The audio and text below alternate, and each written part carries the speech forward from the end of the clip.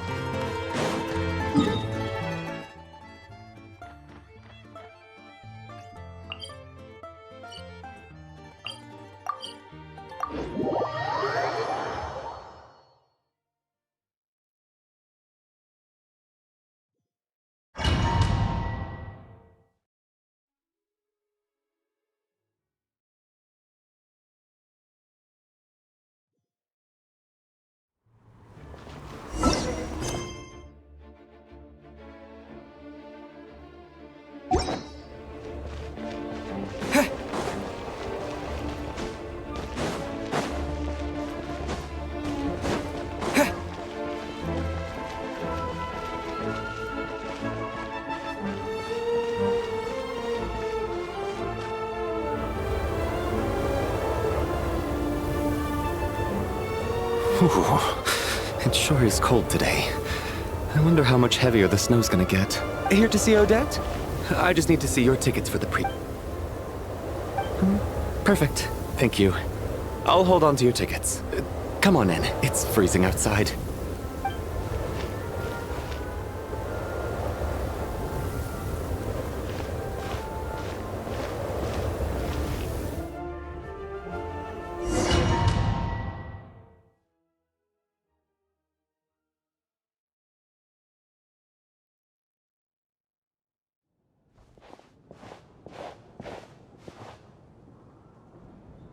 I think I'll leave the Lelic question until after the show's over. Then I'll go find Odette.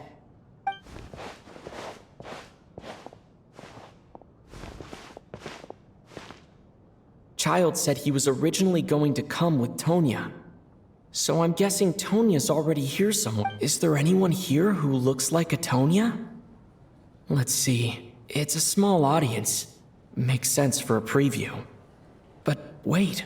I do see some familiar faces. Mr. Chuganov's back again by the looks of it.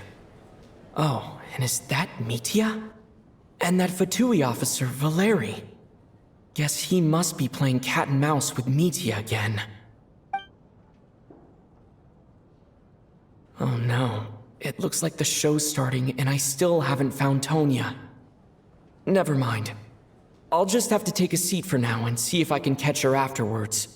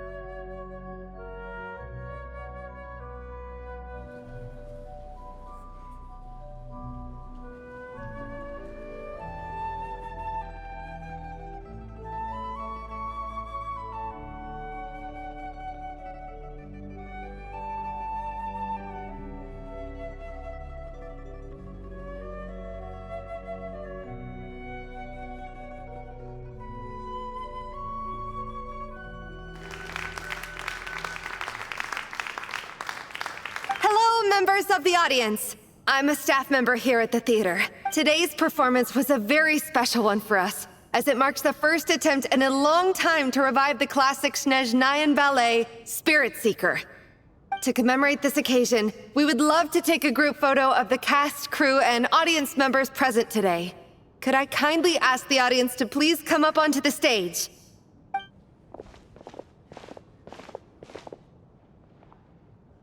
All right, everyone, huddle in a little more. Now, look at the camera. 1, 2, 3.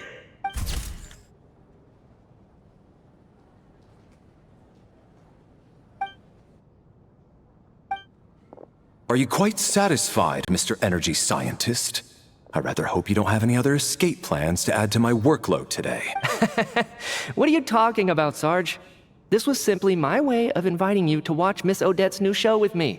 And wasn't the performance spectacular? In the future, I heartily encourage you to take a leaf out of my book.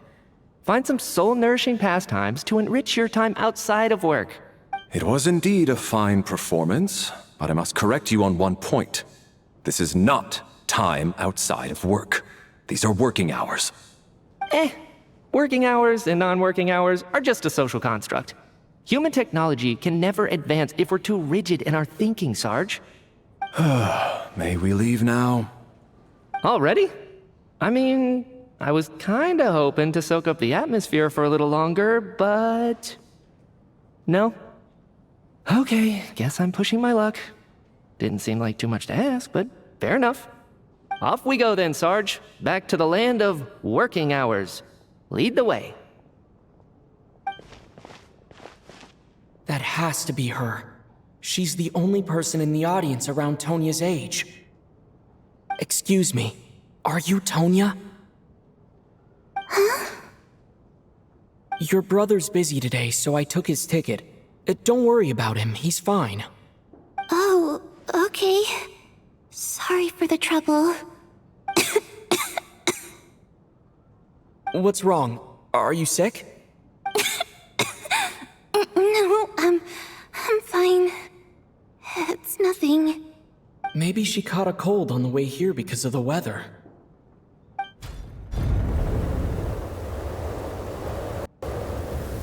I haven't seen snow like this in a long, long time. It's most unusual. I know. It's completely white out there. You can barely see a thing. Let's wait it out for now. You'd be lucky not to freeze to death in this weather, let alone find your way. Well, look at that. Maybe we shouldn't be in such a rush to get back after all. Let's wait and see. Why do you need to take it so seriously? Fate has given us this wonderful chance to take a break. We owe it to ourselves to make the most of it. Come to think of it, there's a small inn not far from here that always keeps plenty of extra blankets on hand for guests. I know the route well. Shall I head over and borrow a few blankets? That way, anyone in a hurry can wrap up warm for the journey back. Just remember to return them next time you're over this way. Sir, there's really no need to go to all that trouble. Hey, it's no trouble at all. Wait here, I'll be right back. What a kind gentleman. Very good. My wife and daughter are waiting for me at home, so I shall be heading back as soon as I get my blanket. So... Are you expecting us to go back to the Armory Palace wrapped in blankets too? Don't worry about that. I made arrangements in advance. Should I not return to the Armory Palace within 3.5 hours after Operation Showtime begins, an armed squad will be sent to collect us. They will escort us back. You are one of our key military personnel, so any weather-related risks must be eliminated. Operation Showtime? So, wait. Every single time you drag me back to work when I sneak out, it's a whole official operation? I gotta say, you've really turned this into quite a moral dilemma for me. It's snowing pretty hard out there. I think you should stay here for now. You seem a little under the weather. Sure. My brother might come pick me up in a bit anyway. Time to get to work. I should head backstage and find Odette. I need to look her in the eye and ask her about Lelik. Excuse me, are you looking for someone? A fan, I'm guessing? Today is just a dress rehearsal, so Miss Odette won't be meeting with fans. She's taking a well-earned... Sorry, but that area is currently off limits to everyone except the cast and crew. Bad timing, I guess. Well, I might as well stick around. I doubt Odette will be leaving before the snow lets up in any case. what happened to the gentleman who went to fetch the blankets? How has he still not returned? I was thinking the same thing. It's still snowing very hard. Do you think something might have happened to him? Whatever the reason for his delay, I must say I hate nothing more than people who make empty promises and fail to deliver. Well, I have to treat my employees like that on occasion, but that's different.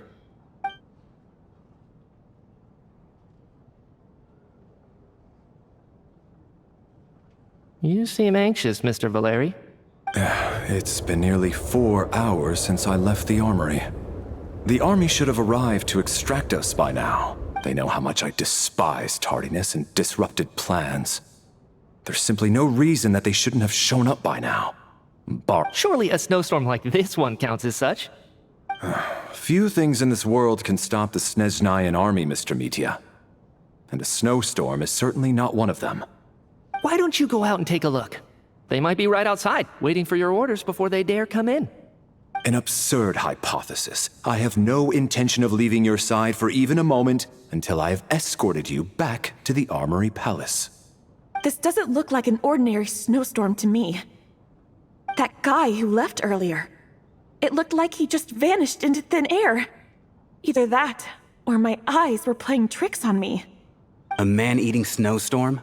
Come on. Night hasn't even fallen yet. Spare us the ghost stories.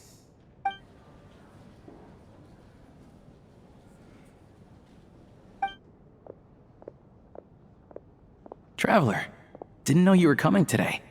How come you didn't say anything? What is it? Something the matter? Whoa, that's quite a snowstorm out there. I've been working backstage this whole time, so I didn't even notice. No wonder the audience hasn't left yet. Is weather like this rare, even in Snezhnaya? Yeah, snow like this. I'm sure I've seen it out in the wild before, but never in the city. Actually, I take that back. I don't think I've seen snow this bad even in the wild. This is something else. It's not normal. If even Alosha thinks snow like this isn't normal, could it have anything to do with that monster people have been talking about? We can't stay cooped up here forever. Someone needs to go out and take a look.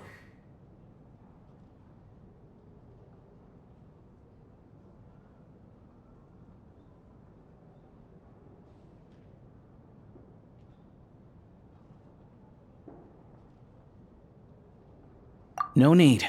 I have plenty of experience with snowstorms. Besides, I work here while you're an audience member. I should be the one to do it.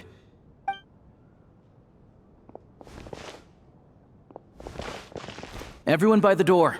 Careful not to let the snow soak into your shoes. In a snowstorm, you gotta look after your toes above all else. Heading out, my man? Be careful. I've been told the snowstorm eats people alive. Thanks for the advice. I am planning to be careful. I just want to take a quick look at the situation out there.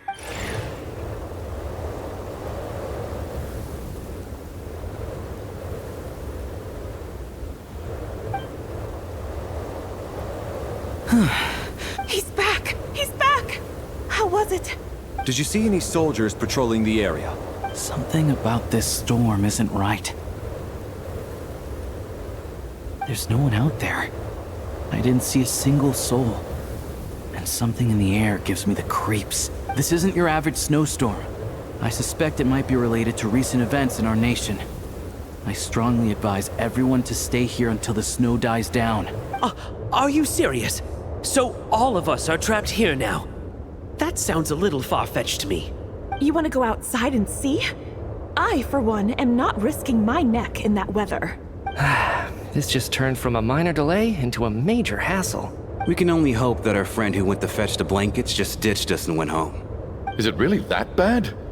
But my daughter, I won't be able to read her a bedtime story tonight. Huh?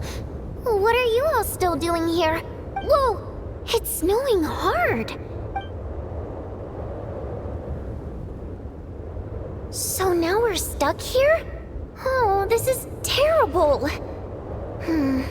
Luckily, it was just a dress rehearsal today, so there aren't too many people here. On the bright side, the theater's always well stocked with supplies. If the snow still doesn't let up as we get into the evening, you can spend the night here, everyone. At least, I assume that's alright? Odette? Fine by me. This seems like a sensible backup plan under the circumstances. My thanks to the theater for being so accommodating. What are you staring outside and praying for, my man? You anxious to get home too? Oh, Your Majesty the Tsaritsa, I beg you, please do not let tonight's snowstorm stop. This is a golden opportunity to spend the night under the same roof as the 2 top stars in all of Snezhnaya. It's a once-in-a-lifetime experience. I think I've changed my mind. Sir, if you so much as look at us funny, you'll be seeing stars in a whole other way. Behave yourself, or you'll be begging for that blizzard. It's getting colder. We need to keep the indoor temperature up. Close the door and lock it tight. Let's head somewhere warmer.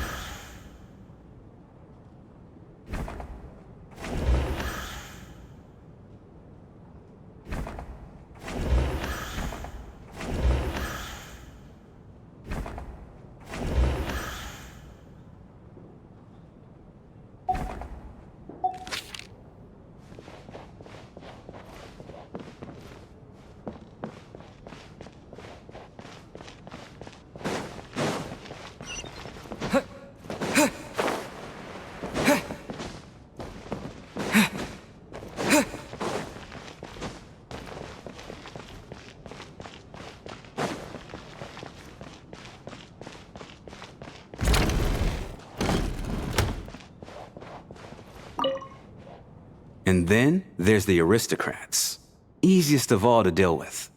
You don't need to use any force whatsoever. All you have to do is show them the rope you plan to tie them up with.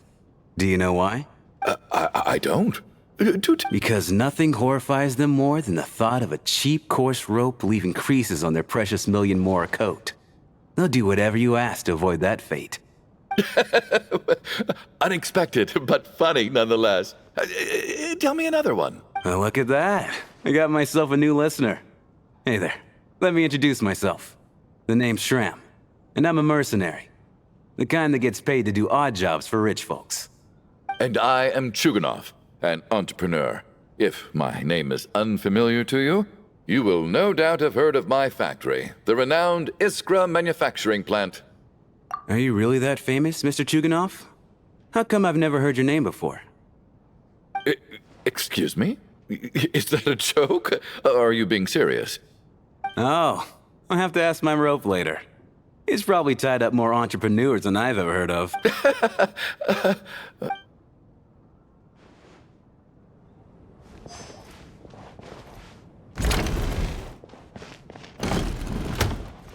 How are you feeling, Tonya? I'm fine. Sorry to worry you. I'm used to it by this point. I take medicine for it. My brother usually helps to get it ready for me. Child must take great care of his sister. He's never mentioned Tonya's illness, though. You know, I actually find this whole thing kind of exciting. Stuck in a strange place thanks to a snowstorm. Having to spend the night with a bunch of interesting characters. It's pretty cool, don't you think? Exactly. It's like one of those stories where an ordinary school trip turns into a magical adventure. I've always wanted something like that to happen in real life. I'm fine, really. Just got a little overexcited. Look after yourself. Otherwise, your brother will come after me.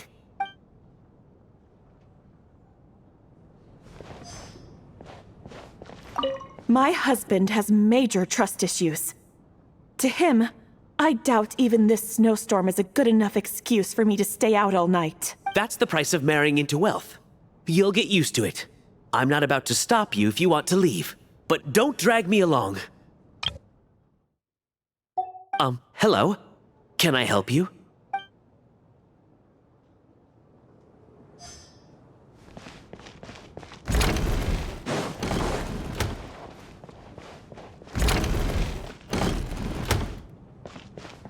This is highly irregular. A delay of over an hour during an operation like this theoretically warrants a Harbinger-level response. I wonder what the issue is. Sarge, the day you learn to let go and just enjoy moments like this is the day you'll finally understand the meaning of life. Why, hello, sir. I believe you were the one sitting at a nearby table back at Podvorye Restaurant. Any friend of the theater's star performers is a friend of mine. It's a pleasure to meet you. I'm Mitya from the Energy Commission. Greetings. Major Valeri, head of the Special Assignments Battalion. I am here to ensure Mr. Mitya's personal safety. Please let me know if I can be of any assistance. Mr. Traveler, I cannot help but notice that Miss Odette is stealing glances at me. Any idea what that could be about? I've racked my brains, but I can't think of anything I might have done to offend her. Perhaps she noticed me spacing out during her performance? What? You mean I really did do something to upset her? Well, thanks for letting me know. So, Mr. Mitya, is your work related to Project Stuzha? Yes, that's right. The higher-ups in the Fatui transferred me from the Energy Commission to the Armory Palace because they wanted me to... Really? I can't even talk about that? Pretty sure it counts as part of my private life. All right, I won't say anything. Sorry, Traveler. As you can see, I'm afraid this pleasant chat will have to end here.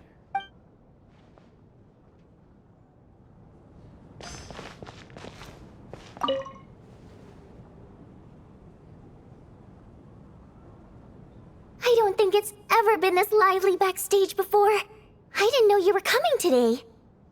Hey, have you seen Chuganov? I heard he was coming today. Have you spoken to him at all? I'm with you. This could be just the chance we need. Yeah, I gotta figure out a way to coax some more intel out of him. I want to know why he suddenly changed his stance on Project Stuzha. What exactly happened before the most recent Vetcha vote? For the Rokad, or just out of personal interest? Shh! There are other people around. Don't say the R word.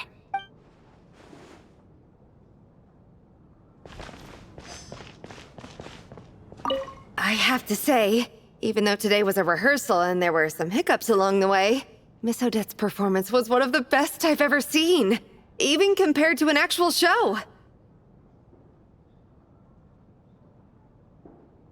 I couldn't agree more, especially considering the weight of the subject matter. It takes a truly seasoned professional to do justice to a theme like love and regret. Do you think we were coming on too strong? Odette's ignoring us again. What about you? What did you think of today's performance? That's actually a more insightful critique than I was expecting. My mother would agree. She's always thought that was my biggest flaw. Maybe I need to work on making my facial expressions appear more natural. I'll make sure to save a ticket for you when the show's performance ready. This doesn't seem like the time or place to bring up the subject of Lelik. I need a chance to speak with her in private. So unfair. Talk about double standards. And now it looks like I've been spotted.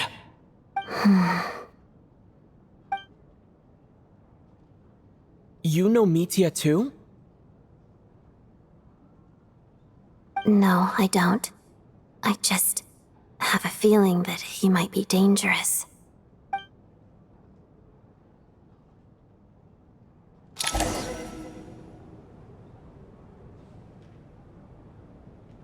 looking, Alosha?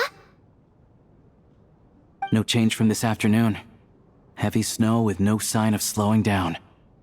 May I have your attention, please?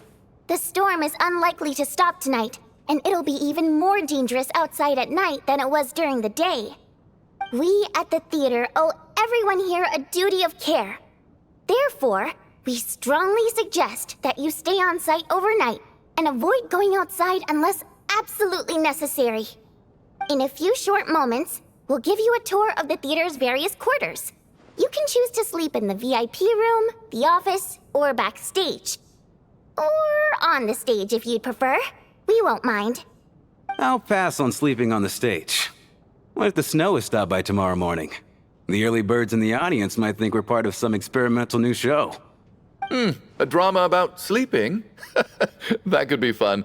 Maybe we could come up with a title for the production.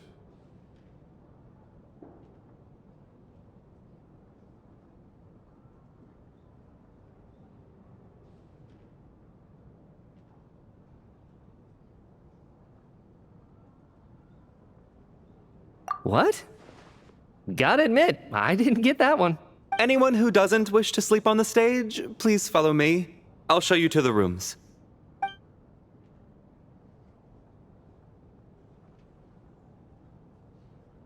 I guess I'll call it a night.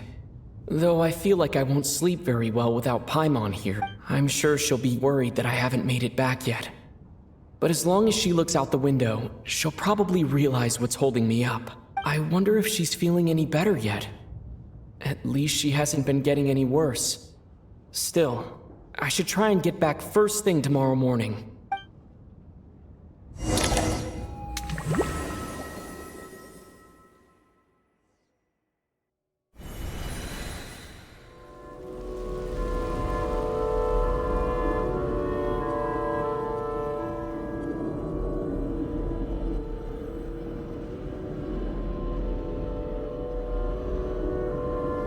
Ah, finally.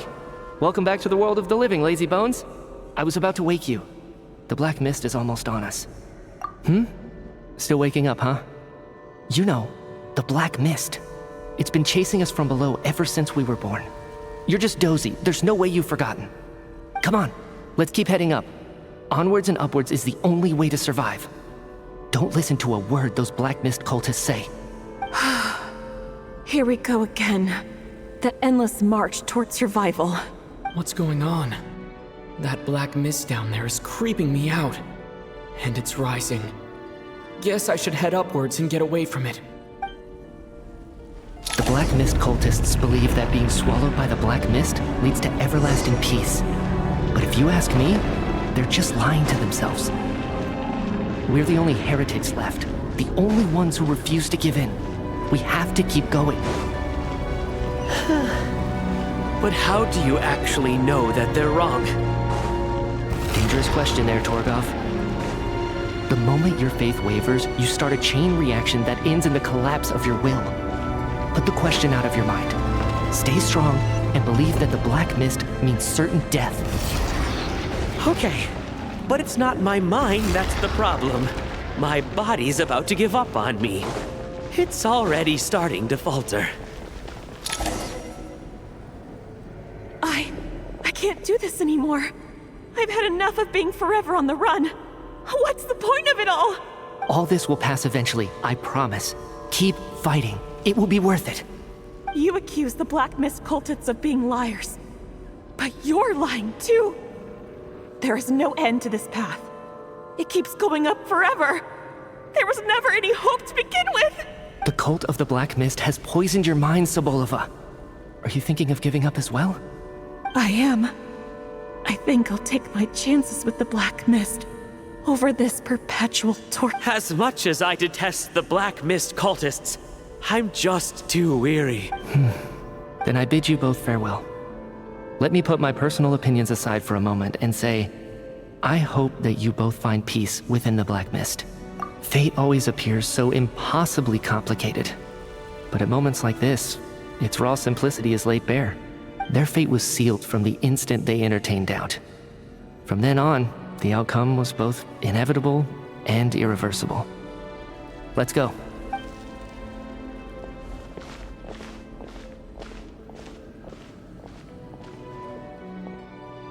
Torgov and Sobolova are gone. I never thought the day would come when even they would be swallowed by the black mist. It's just you and me now. Yes, it looks like it's satisfied. For now. This happens from time to time. But it won't be long before the black mist starts chasing survivors once again. No one knows how to stop its advance for good. Well, we should make the most of the precious moments of rest that those two bought for us. Huh? Are you really that sleepy, traveler?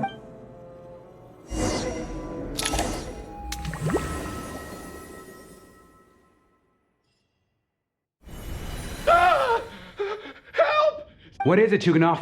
Is it morning already? What's all the commotion? Sounds like it's coming from next door. I should check and see what's going on.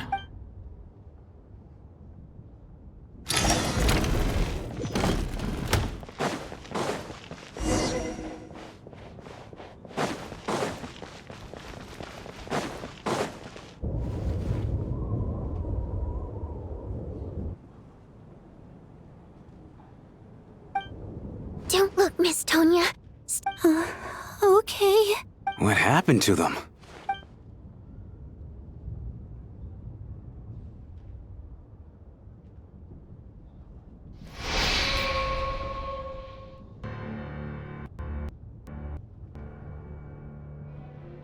These two people have passed away.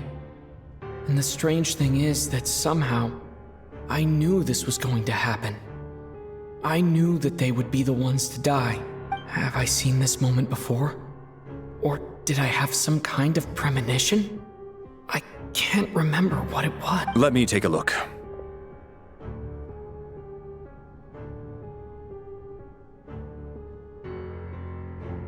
No vital signs in either of them. They're dead. The cause of death, however, remains unclear. No wounds on the bodies, no signs of a struggle, and no skin discoloration caused by the buildup of toxins. But just last night, they were chatting and joking away. This is so sudden. Could they have had pre-existing medical conditions? Even then, the odds of them both dying of sudden complications on the same night are extremely low. It's hard to believe that they died of natural causes, nor does this appear to be a suicide. Who was the first to discover the bodies? It was me. But these deaths have nothing to do with me, officer. I got up early because I wanted to see if the snow had stopped. Then I noticed that the door to this room was open, and it looked like there was a man and woman inside. I just went over to see what was going on. I had no idea they were... I can corroborate this. I was doing my morning exercises near the stage. When I saw Mr. Chuganov heading this way, I followed him. I can also confirm that I didn't see a single person approach that room before him. The snowstorm was raging all night, and it's still going now. There's no way someone could have come in from outside, correct? You mean an intruder? No, not possible. I slept by the door last night as a precaution. There's no way I wouldn't have noticed if anyone had tried to open it. Everyone, split into pairs and search the theater for anyone in hiding or any signs of suspicious activity. I'll follow up with a full search of my own shortly.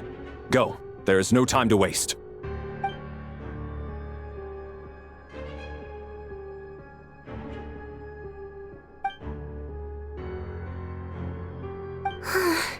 Nothing on your end either? Backstage is clear. No signs of suspicious activity. We checked the basement. Also clear. I don't think there's anywhere here that a living person could hide. Are we certain that the theater doesn't have a back door? Or any tunnel or passageway wide enough for a person to fit through? No, there's nothing like that. If people were sneaking in through some secret tunnel to avoid buying a ticket, we'd have sealed it off ages ago. I also checked the windows. All of them are locked from the inside, and there's no sign of anyone entering or leaving. It sounds like we can safely rule out the intruder theory. If anyone came in during the night in this weather, there'd be no way for them to avoid leaving footprints or water stains. This can only mean one thing. It's like one of those murder mysteries you see in novels and plays, isn't it? The ones where the killer is one of us. We can't quite jump to that conclusion just yet. Could he be right? It's hard to imagine something like that happening in real life. Set in a theater during a snowstorm, a murder takes place, and the killer is among us. It's such a classic trope that it seems unbelievable. Looking at who the killer targeted and the clean entry and exit, it all adds up. I know what this is. It's obvious now that I think about it. What is? What have you figured out? Both victims were wealthy, well-known local merchants. And the door was deliberately left open so I would discover the bodies and witness the crime scene first thing in the morning. Such ruthless methods. This was your doing, wasn't it, Lelik? Lelik?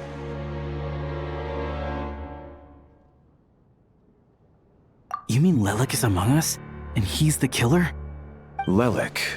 I know this code name. Member of the Rokot, anti-Project Snezhnaya. Always works alone. I've read the case files at the Armory Palace.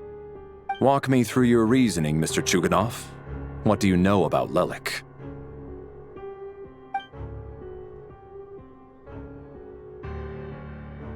What now, huh? What now, Lelik? What more do you want from me? I already voted against Project Snezhnaya at the Snezhnaya. You snuck into my house the other day while I was asleep. Left a threatening letter. And I did all that you asked. But Project Snezhnaya cannot be so easily shaken. Not with the rooster in charge.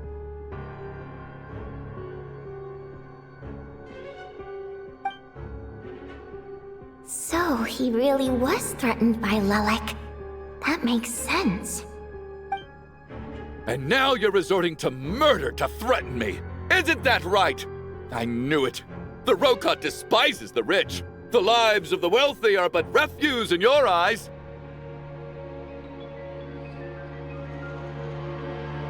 Show yourself! Which one of you is Lelik, Tell me! I'll do whatever you want! Just stop playing these mind games!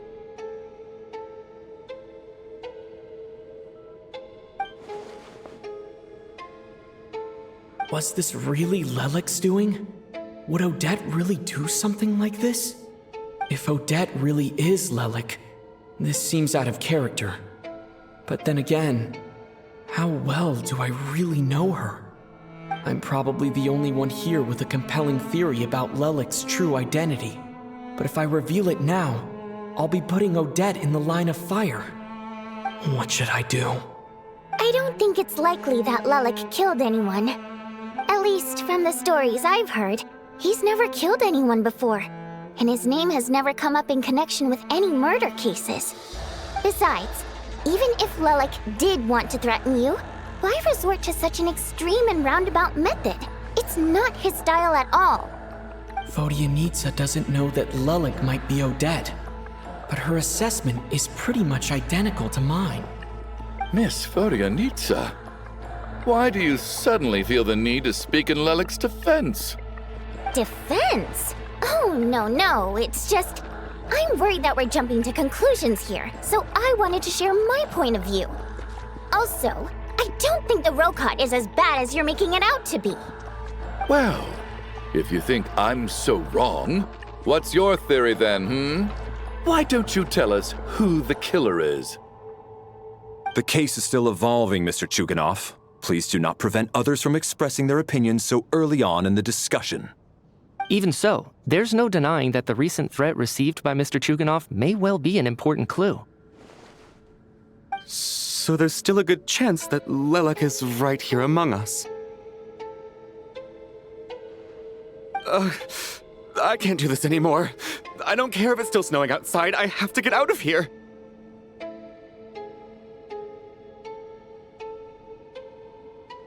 Whoa, take a beat. We all know it's far too dangerous out there. Even the soldiers couldn't get to us. Go out that door, and you might not live to tell the tale. And whoever this Lelik is, they're surely not going to murder anyone in broad daylight. Be sensible, my man. You're safer inside. As much as I regret having to say this, I'd like everyone to cooperate and refrain from exiting the premises until further notice. Because as things stand, every one of us is now a suspect. Unless anyone has further information to share, Let's adjourn for now. Feel free to keep searching for clues, but make sure you don't go off alone.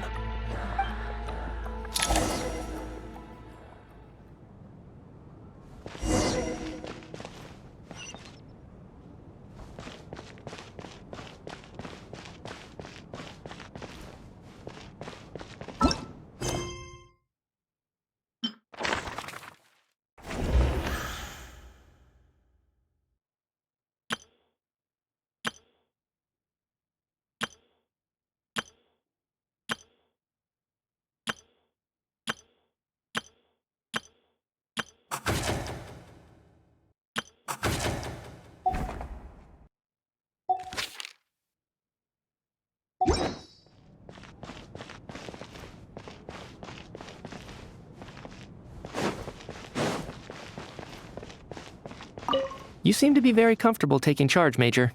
You took the reins as soon as things went south. I simply made an executive decision that someone needed to take control of the situation on the military's behalf. Does this offend you? No, quite the opposite. We feel much safer for it. By the way, what does Major mean exactly? Is it a pretty high rank?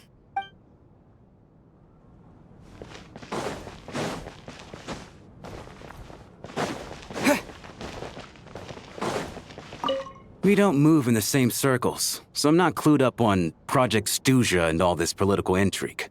Nor does it interest me. Nevertheless, sir, I think your top priority as soon as you get out of here should be to hire a good private bodyguard. Such as... Such as myself.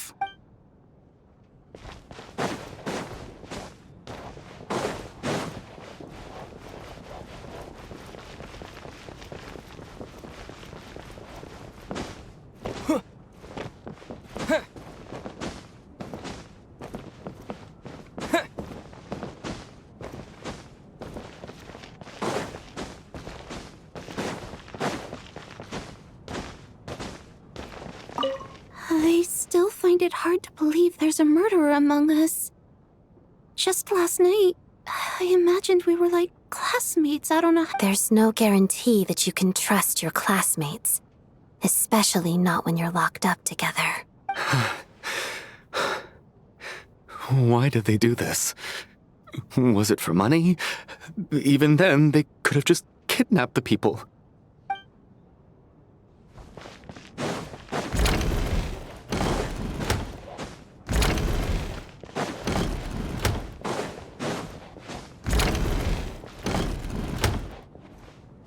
You're right. That was my bad. It was a knee-jerk reaction. I didn't think it through. Luckily, no one suspected my identity. Oh, phew. It's just you. I thought someone was eavesdropping. Since Vodyanitsa and I were on the same page earlier, I think I should share my thoughts with the Rokot members first.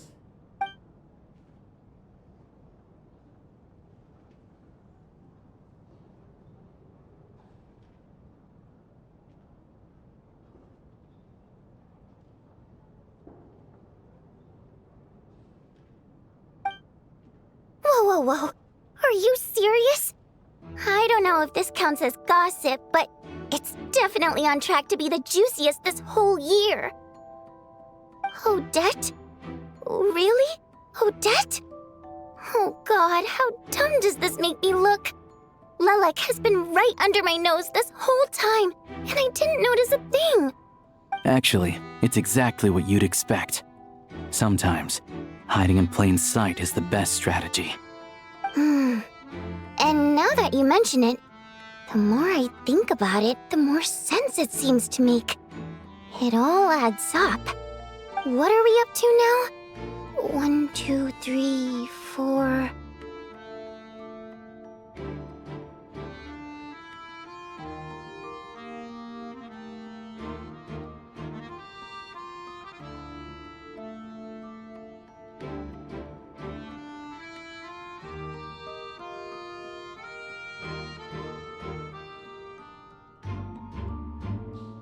Odette's identities.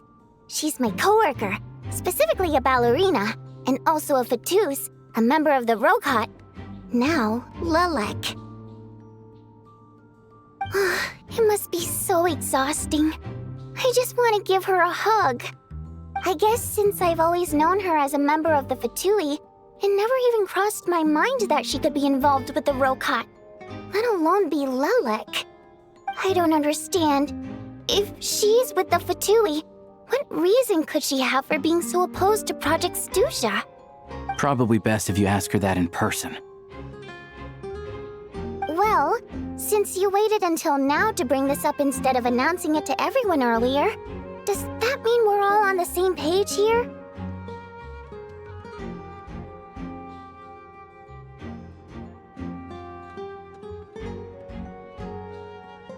Yeah. Lelek may not follow orders from the Rokot leadership, but as far as I'm concerned, she's never crossed the line. If anything, her actions benefit the poor. We need to confront her face to face. Do you think she'd really admit to being Lelek? I don't know. We'll have to see how it goes. For now, we'll work on the assumption that she didn't kill anyone, and see how much she's willing to tell us.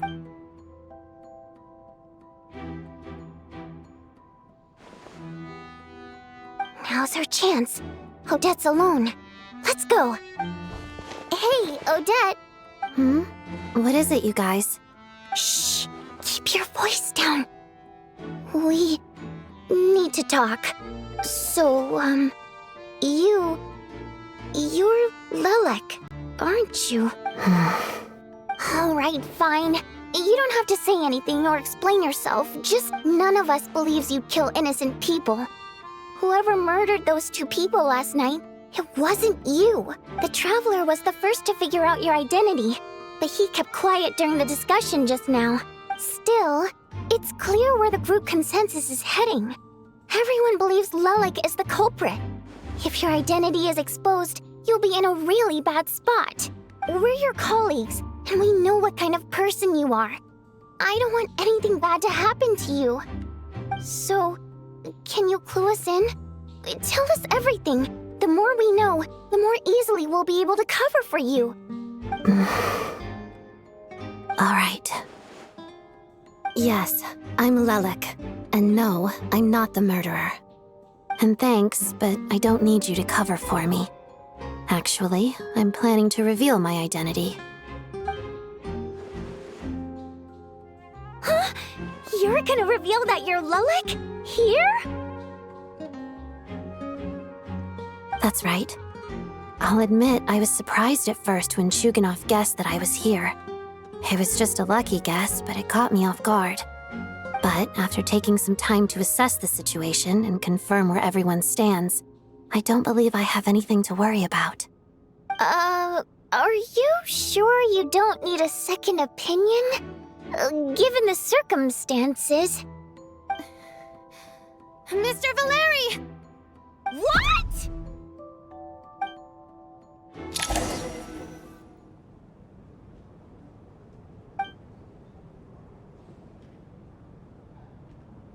So, Odette is Lelek? I don't know what game you're playing, but you've got a lot of nerve. It's just one identity.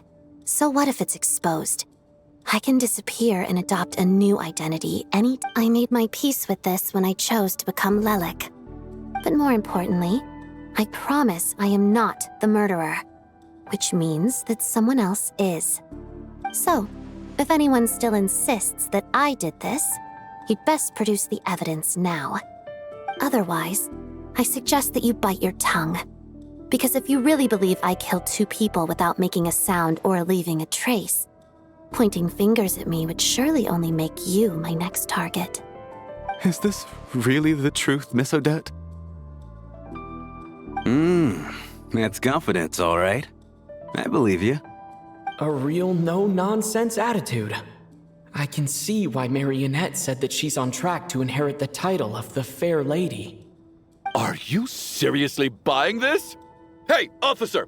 She just admitted to being Lelek. Aren't you going to do something about this? I do have one question, Miss Odette. Why have you chosen this moment to come forward and reveal your identity? If I didn't say anything, everyone would be focusing all their efforts on finding Lelek. And that is exactly what the real culprit wants. I don't want to be the scapegoat who lets the murderer get away with this crime. Despite all the accusations, she made the smart choice. A remarkable display of rational thinking under pressure. Clearly, Odette's talent extends far beyond the art of dance. She thought so far ahead. Ugh, why do I always feel like I'm one step behind her in everything? You've convinced me. Dealing with the murder case remains the top priority right now. Let's put the name Lelik and all related incidents aside until further notice. Nevertheless, the group still considers you the prime suspect. I assume you have no quarrel with that, Miss Odette? I understand. You're welcome to keep an eye on me around the clock. I have no objections. Mr. Chuganov? For my wife and daughter's sake, I'll let you off the hook for now. But don't think you're forgiven for breaking into my house and threatening me. Just wait till we get out of here, Lelik. We'll settle the score then.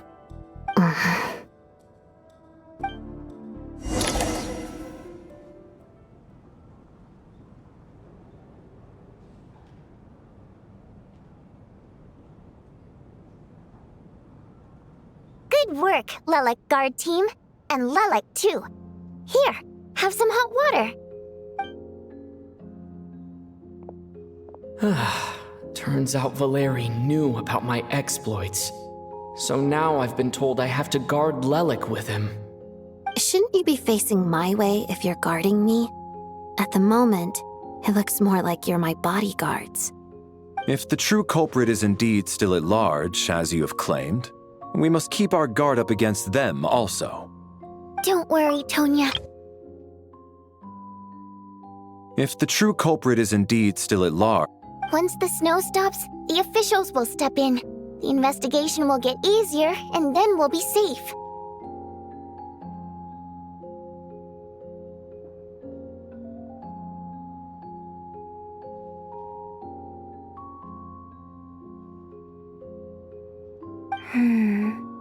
But once the snow stops, won't everyone just leave?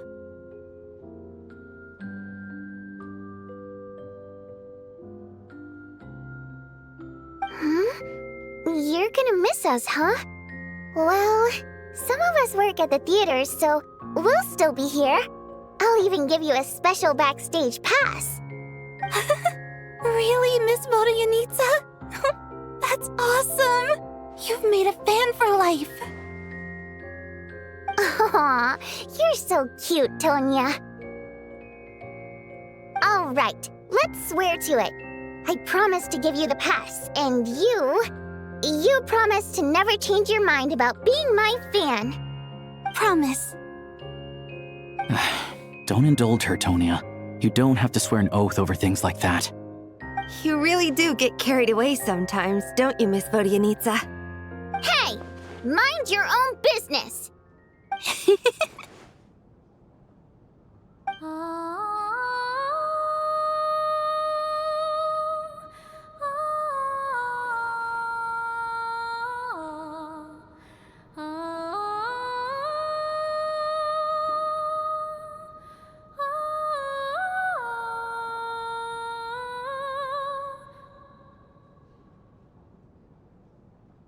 Don't be nervous, Miss Water Imp. Everyone's here. There's nothing to be afraid of. Excuse me? Do I look nervous? Don't be ridiculous. No. You sound nervous, lass. Oh. Wait, but how... Okay, plenty of people know that I'm a water imp, but still... How come you understand our primary mode of expression? Primary mode of expression. I've not come across that concept before. Do enlighten me, Vodyanitsa. Well, it's just... We water imps tend to communicate our emotions to each other by singing rather than facial expressions. The emotions we convey through song take precedence over our facial expressions. So, we think of it as our primary mode of expression. I'm impressed, Shram. I didn't take you for a man of culture, but you're clearly rather learned. It's not about being cultured or not. The thing is, This mode of expression can usually only be understood by other water imps. It's not a simple case of a song sounding happy or sad. And yet, you're clearly human, Mr. Shram. It's really not the big deal you're making it out to be. I think I just have a knack for it. Plus, I have a very close friend who's a water imp. A delightful lady. But keep that a secret. Anyway, we spent so much time together that before I knew it, I noticed I could understand her expressions. Oh, I guess that makes sense. Still, the fact that you have a water imp friend is even more surprising. I'd better watch what I'm singing when I'm around you from now on. Hey, what are you implying? You're not secretly insulting the audience in your songs, are you? Heavens, why would I do a thing like that? It's getting late. We should discuss our sleeping arrangements for tonight. To guard against the killer, someone needs to keep watch. I suggest that we don't sleep in separate quarters tonight. It will be safer if we all stayed together. As long as someone keeps an eye on Lelik, I'm quite sure we won't have any trouble. Are you saying that you wish to bet your life on Miss Odette being the killer? Nonsense. Of course not. Then I propose the following arrangement for tonight. The Traveler, Odette, and I will form the Night Watch. We'll sleep in shifts, but 2 of us must be awake at any given time.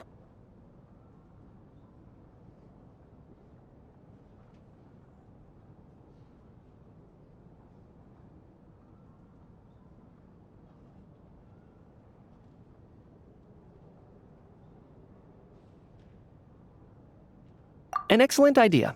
This allows us to handle the night watch while also keeping an eye on Lelik. Meanwhile, the rule of taking shifts in pairs resolves the other issue. Namely that we can't necessarily trust the Traveler or Valeri either. I expect that plan took you quite some time to come up with, didn't it?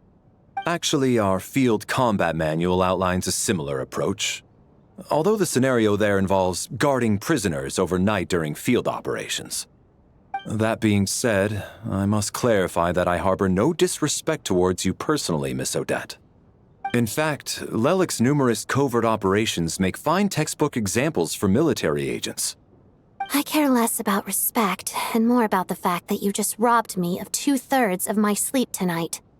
I'm calling dibs on being the first to rest. Good night.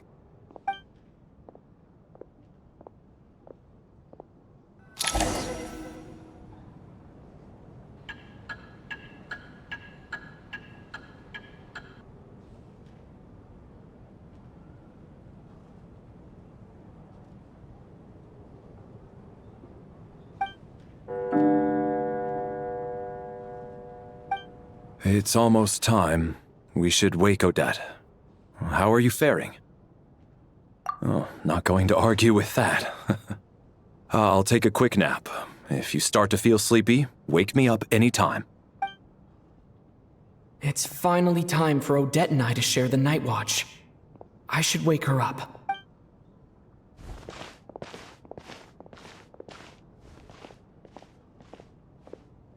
I came here to get information from her in the first place.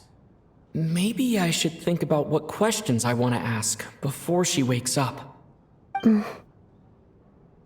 How long are you gonna keep staring at me?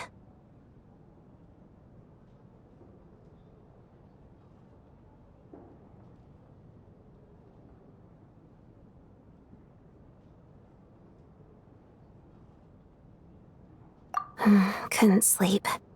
My mind's been running haywire. Plus, there's something I've been meaning to talk to you about. I had a hunch that you wanted a conversation too. Let's take this chance to clear the air, shall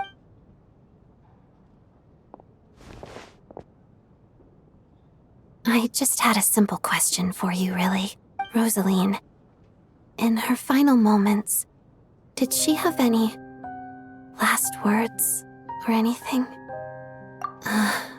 I see. Well, that was all. I know. She was utterly ruthless in pursuing her goals. That kind of person should be hard to miss. And yet, Even though I never approved of her methods, and she was an abrasive person, the fact remains that I am indebted to her. Oh, she told you. I guess that makes sense. I think she and Rosaline were on pretty good terms. Yes, Rosaline wasn't the kind to gossip about this sort of thing. Not that it's any huge secret to me that when I was a child, I had to join the Fatui for the sake of my mother and me. I trained under Rosaline. It was extremely grueling, and it didn't exactly come naturally to me. All I could do was try to ignore the biting cold and practice. I was a newcomer who'd managed to make a good first impression on a harbinger. There was pressure to live up to her expectations. Every day was a struggle against the cold, pain, and fatigue. And most nights, I struggled to fall asleep. After enduring all that, I've become almost immune to the sensation of pain. I suppose that was the cost of survival. Surely, any child who had to experience that would grow to hate her lot in life. So, I put an equal amount of effort into my ballet. Because in my young mind, that was the only way to defy my fate. It was my way of telling her, the Fatui's demands and your expectations of me are not what I wish for. One day, I will leave. I think she probably blamed my poor performance in training on my passion for ballet. She knew my heart wasn't in it. One time, when I was secretly practicing a dance at night, she suddenly showed up. I knew she was there to catch me red-handed. I told her, "You don't deserve to watch the dance I learned from my mother." She looked stunned. I guess she was surprised that I lashed out first, before she had the chance. But strangely enough, on that occasion, she wasn't fierce with me like she was during training. Instead, she fell silent for a moment, and then left. After that, she never interfered with my dancing or asked me how it was going. She never came to watch me dance again either. She was. But even now, whenever I take out this core Ignis, I can't help but think of that night. Of the look on her face, sort of. Although gift might be too kind a term. This is her flame sealed within ice. A symbol of her favor, yes, but also her way of keeping an eye on people. She knew the location of every piece of core Ignis. If any recipient started acting suspiciously, she'd be on to them immediately. Trust her to make even a mark of approval feel suffocating. So, when news of Rosaline's death reached Snezhnaya, many people immediately crushed their core Ignis. It gave them a profound sense of relief, like they'd broken free from her shackles. But I kept mine. With my sensitivity to pain being as dull as it is, the warmth from this core Ignis is one of the few things I can still feel clearly. I still wonder, did she really come to stop me that night? I wasn't sure, but I was scared, so I said some really awful things. I guess she didn't leave anything behind. Not that I expected her to. It's fine. It's just a bit of a shame that we couldn't settle our differences before She did. Are you sure she was talking about this event? No, she didn't. I didn't even find out that she'd gone to Mondstadt until a while after she'd left. Wait, in that case... Okay, I will. Thanks for letting me know. There's something I'm trying to figure out. I'm beginning to suspect that Paimon's mystery illness is being caused by the energy research behind Project Stuzha. Paimon's very important to me, so I have to get to the bottom of this. I figured that since you're Lelik, you might know something about all this. The ultimate goal of this energy experiment is to create a weapon for the final battle. The weapon's construction was completed in Nodkrai. Now, All that remains is to arm it with a sufficiently powerful energy. Yes, the weapon's development and all the related experiments are overseen by Lord Piero, the Jester, and the lab is located deep within the Armory Palace. I'm not sure why this experiment would be making Paimon feel unwell, though. The best way to get to the bottom of it would be to go there in person. Once we get out of here, I'll help you apply for an entry permit.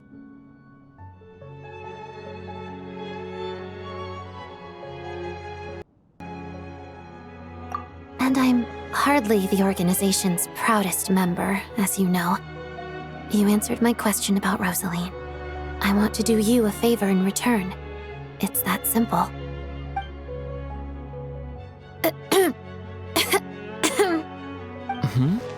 What's wrong? Are you not feeling well? You two seem to be hitting it off.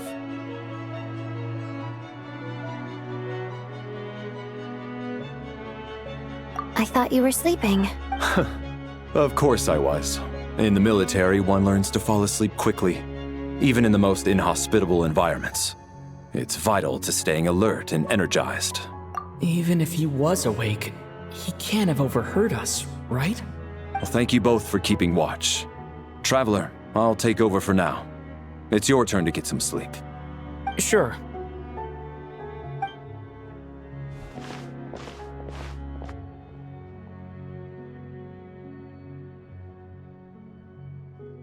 This is our second night here, but at least I found out a little more about Paimon's condition. I hope she's been sleeping well the past couple of days. Why do I feel like I'm being watched?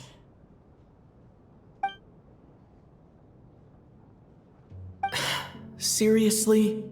Is this payback for when I stared at her earlier? But I thought she was asleep.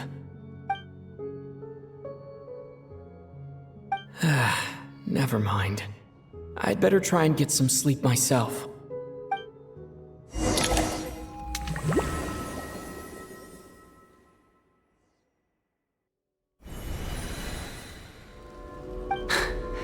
Hey, what are you spacing out for? Are you reaching your limit too? How long have we been walking for? Time's lost all meaning. Ever since we noticed that thing above our heads. A star key? Or key star? Anyway, the person who named it was swallowed by the black mist. Whatever it's called, ever since we noticed it, we've been walking up and up, hoping that but it seems like no matter how far we walk, we never get any closer. Well, we've come this far. You never know. Maybe we're almost there? Come on, enough moping. Let's go.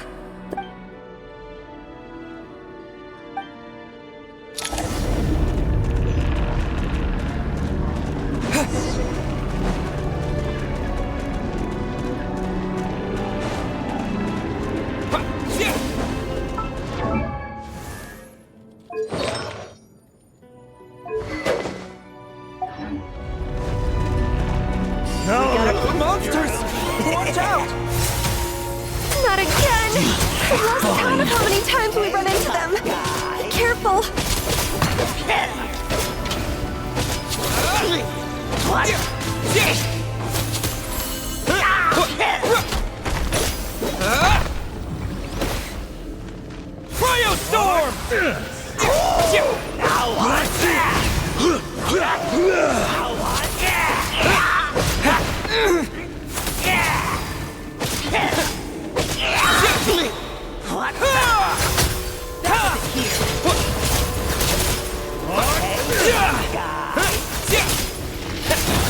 Shut up!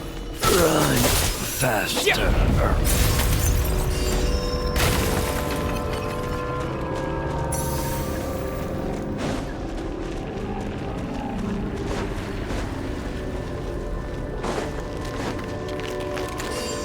Here they come again!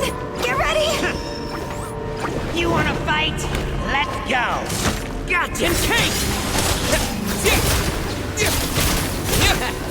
Having second thoughts? Condense!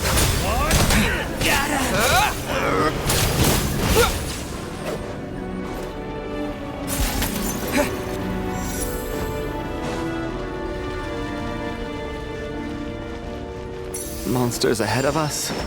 The black mist behind us. Feels like there's no escape.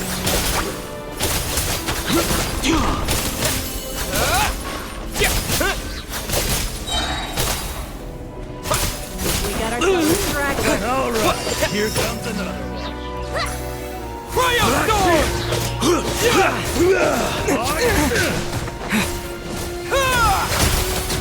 Shut up! Run fast.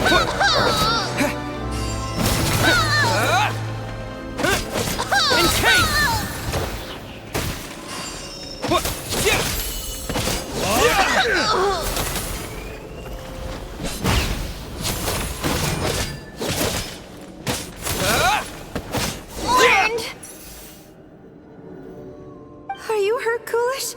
No, I'm fine. It's just... Suddenly I don't want to walk any further. I get you. In fact, I reached my limit a long time ago. Sometimes it feels like there's hope where there shouldn't be. Yeah. The hope that the star gives us is the only thing keeping us going. But I'm not sure it's real at all. It may just be a collective illusion. Otherwise, why would it always be out of reach? We know you mean well, but you're only saying that to try and encourage us to keep going, aren't you? Thank you, friend. But enough is enough. Please don't give me any more false hope. Hope is poison in this place. You're going to continue, aren't you? I admire that. I've given up, but I wish you the best. May there come a day that you catch up to the star.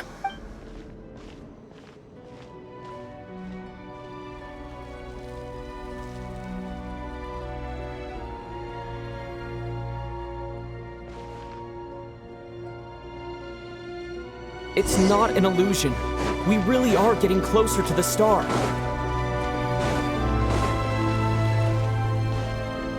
Congratulations. You're the first person to make it here. I'm the star's envoy. The black mist has stopped rising. Its hunger is satisfied for now. Having devoured your two companions, this is a good opportunity. I'll let you get some rest before we continue. What do you mean, leave? The star represents the starting point. It's the waypoint for the beginning. Congratulations on reaching the starting point. Once you are ready, we will head out and walk upwards.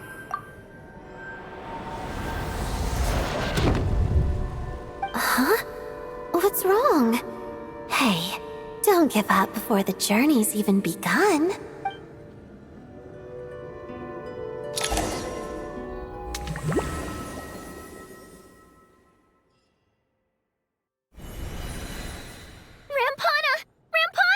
Is that Vodianitsa's voice? What happened? Coolish, wake up! Please wake...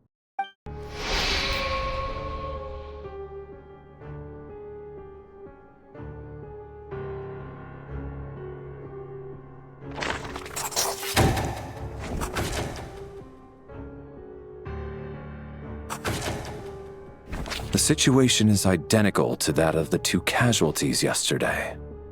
We cannot ascertain the cause of death. At least there are some elements that we can rule out this time. They slept on the stage with everyone else, so I suppose the surrounding environment can't be a relevant variable. Rampana. Coolish. Weren't some of us keeping watch last night?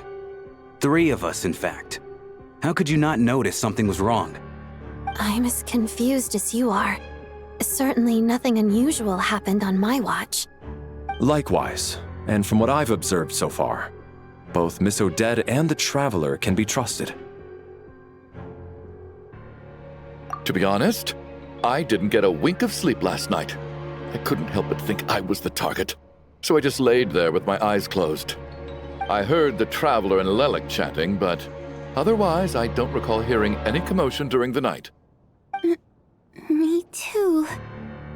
I didn't want to wake everyone up, so I was concentrating hard, trying not to cough. I hardly slept at all. If anything had happened, I'm sure I would have noticed. Then, what could possibly be causing this? Once was bad enough. I can't believe it happened again. I worked closely with Rampana and Coolish for so long. I never imagined that one day they'd... And on the stage of all places... Voryanitsa... 4 victims in just 2 days, and we still don't have a single lead. I need to get to the bottom of this as soon as possible. And above all, keep Tonya safe. I'd never be able to look Child in the eye again otherwise. Still snowing? Yes, I just checked. Still no sign of anyone outside either. So we only have ourselves to rely on. If you ask me, this killer can clearly strike whenever they please. The Night Watch was a useless endeavor from the start. Lelik must be an expert in poisoning. Clearly she used some poison that can't be detected on the corpse. Here we go again. Listen, I was already thinking to myself last night, was Lelik's reason for revealing her identity the real story? Well, now I have my answer. It most certainly was not. She's been playing us for fools. You get off on this, don't you? Revealing your identity, only to carry on with your killing spree? That's a hideous thought. One that only a hideous mind like yours could dream up. How dare you? That's enough! Yesterday, you named Lelik as a suspect because the victims were both wealthy merchants. Lelik might have had a motive then, but today's victims were just ordinary people. Not to mention that they were colleagues of Odette and mine. What reason would she have to murder them? Let me guess, just to scare you? Who knows? Maybe you don't know her as well as you think. I implore you all to ask yourselves, how many people are there really in this world that have what it takes to kill another person? Not many, I'd wager. Lelik is well known to be a ruthless operator, and now she has revealed her identity. How could it be any more obvious? Everything you've said so far is still just conjecture, which doesn't constitute a concrete lead. You need to back up your claims with some evidence. How can you defend her, officer? What did she say to you while you were on Night Watch? Maybe I shouldn't be so surprised. You military types are always colluding with criminals to target the rich.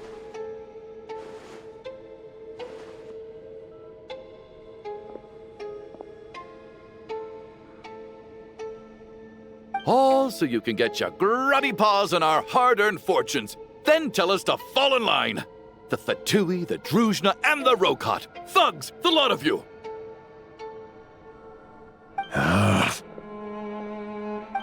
Don't you dare! Sir, but...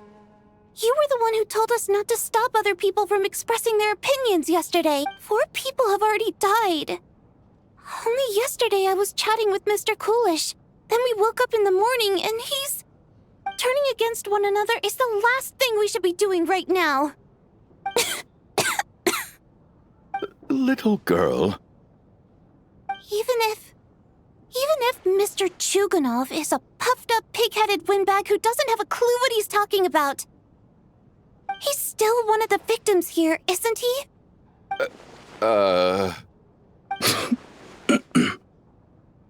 Quite. I had no intention of resorting to violence. But you're right, Miss Tonya. I ought not prevent him from speaking his mind. In any case, I believe Mr. Chuganov has calmed down a little now. We may resume our discussion. I don't think there's any need for that. What is there to discuss? Nothing about this situation is normal. Did you have an idea, Mitya? You're the brainiac here, right? Come on, Clue us in. I've been mulling something over. All the leads we have so far concern things from outside the theater. Miss Odette's alter ego, the threats Mr. Chuganov received. But then there's the 2 double murder crime scenes themselves, which have given us absolutely nothing to go on whatsoever. That's highly unusual. Even with the most careful killers, there's always some evidence left behind. So what are you suggesting? I think this could be a supernatural event. It isn't characteristic of human-on-human homicide at all. Correct me if I'm wrong, but aren't you supposed to be a scientist? That doesn't sound like a conclusion someone like you is supposed to make. I got into scientific research because of my insatiable curiosity. But if the present situation defies all known scientific explanations, I don't mind shifting my curiosity toward the paranormal instead. Now that you mention it, I remember when I first came to the theater, I heard rumors about this place being haunted. Haunted? Yeah, I think I heard the same thing. But I mean, they're only rumors, right? We've worked here for years. Surely we would have noticed any spooky goings-on by now. Well, this has taken an unexpected turn. A haunted theater? If Paimon were here, she'd probably be hiding behind me in fear right now. Why don't we take this opportunity to look for clues again with a more open mind?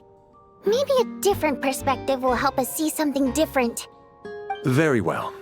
Whether it's criminals or ghosts we're looking for, the same rules apply. Everyone needs to tread carefully. I'll move the bodies into the same room for now.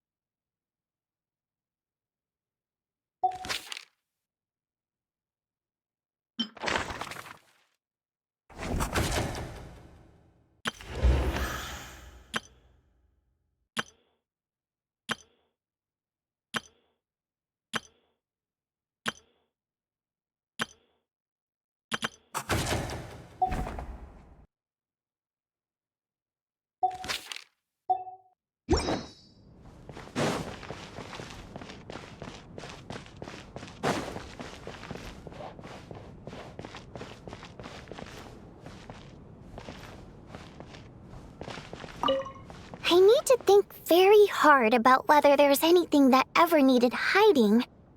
After all these years, there must be some things even I've forgotten about.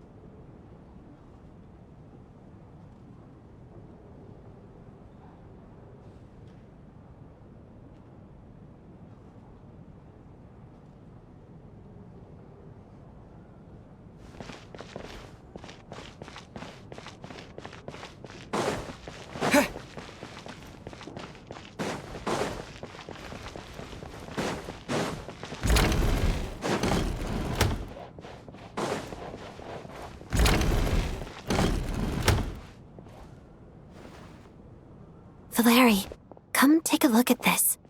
You too, Traveler. Some sort of notebook. What is it for? It's the on-duty logbook for the theater. Kulish was the main person to use it. He mostly used it to record any unusual incidents during a show, audience numbers, exit times, and so on.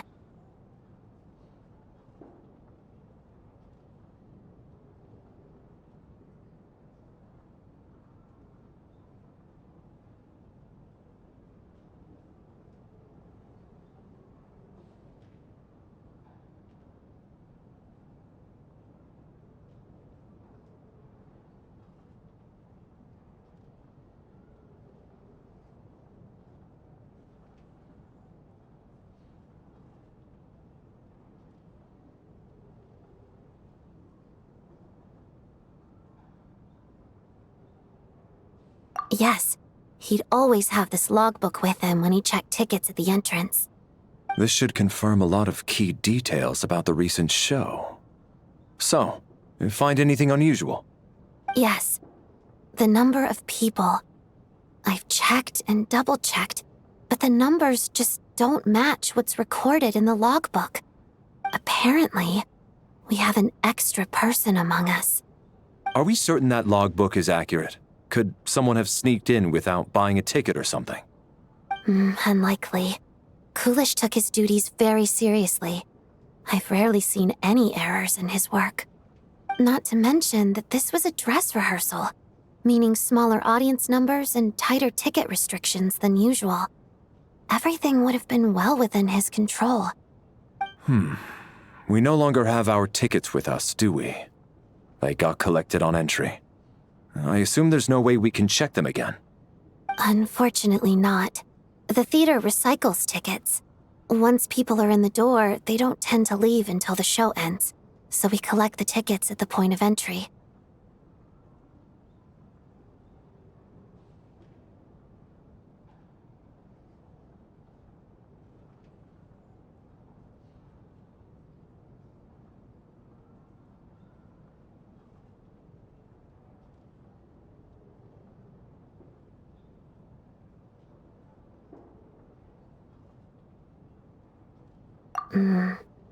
Still, I'm inclined to believe that this discrepancy in the head count is significant somehow. Did an extra person just materialize out of thin air?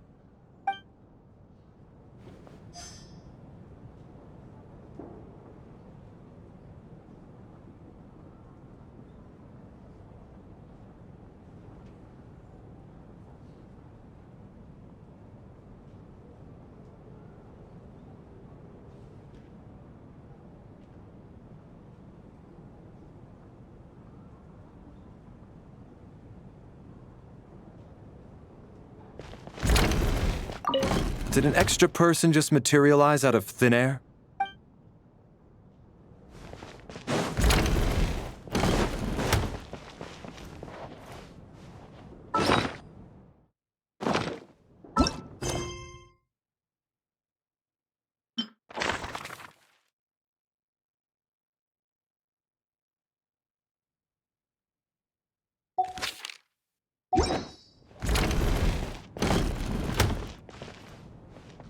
Tonya, did you find anything? Not yet. Still looking. So... Are we supposed to be looking for something paranormal? This looks like somebody's notebook. Shall we read it together? Well, it doesn't look scary or anything. So I guess it should be fine. Alright, let's read it together.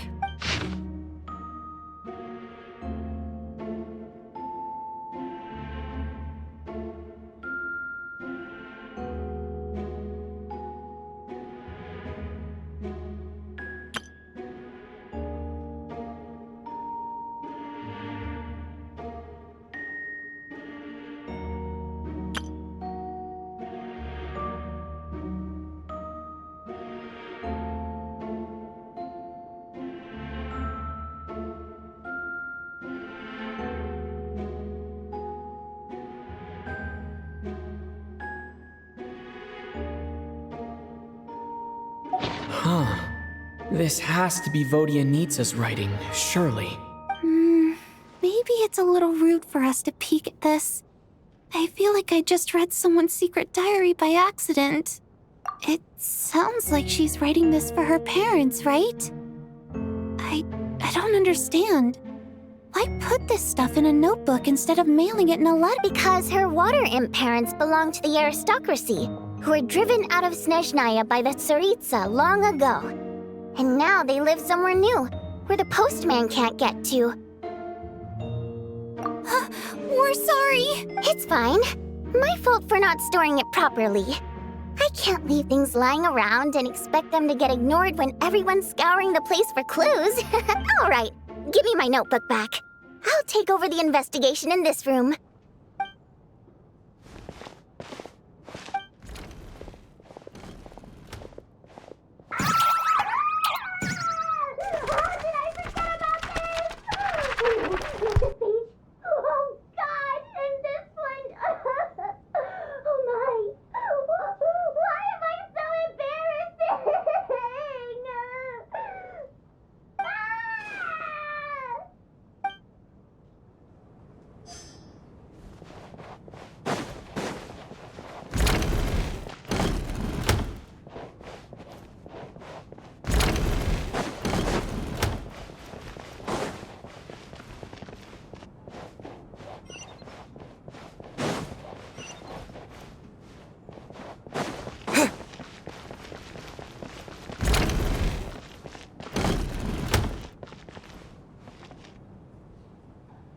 Ah, Traveler. Since you're here, come take a look at this. Alosha found it. We're both curious to hear your perspective. It appears to be an investigation report. And the focus of the investigation was the rumors of haunting we heard about earlier.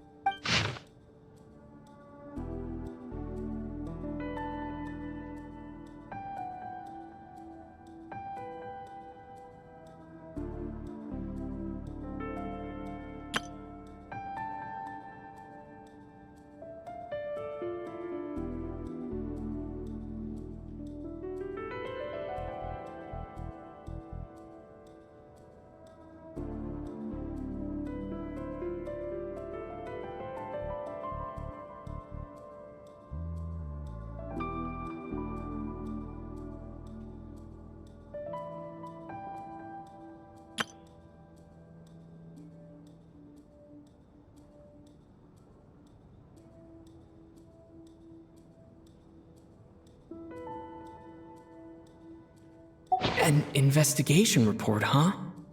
Looks quite old. This person's name looks to be of Sumeru origin to me. Was the investigator from Sumeru? The theater manager must have hired an investigator once specifically to look into this issue. Presumably, the manager wanted to know if the supposed haunting was dangerous while also being fearful of word getting out in case it affected the theater's business.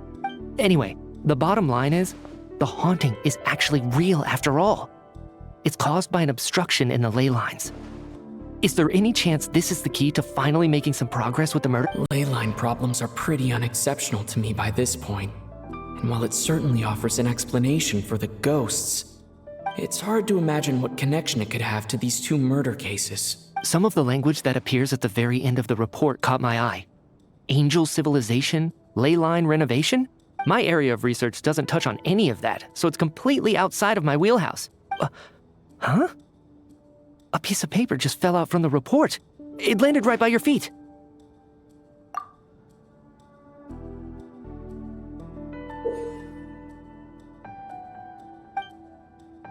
How unnerving.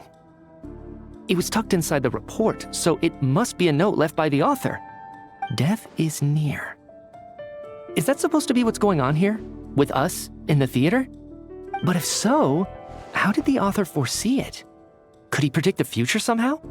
Maybe things are more complicated than we thought. No, wait a second. If we take the report and the note at face value, they completely contradict one another. The report definitively concludes that the hauntings in the theater are harmless and cannot affect the real world. But the note seems to be warning of potential danger. The question is, what exactly does the note mean by death?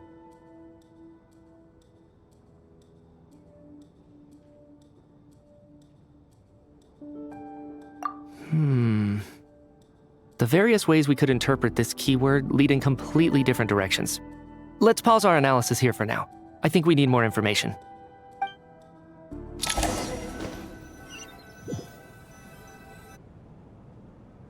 If we take all this together, it's not impossible, is it?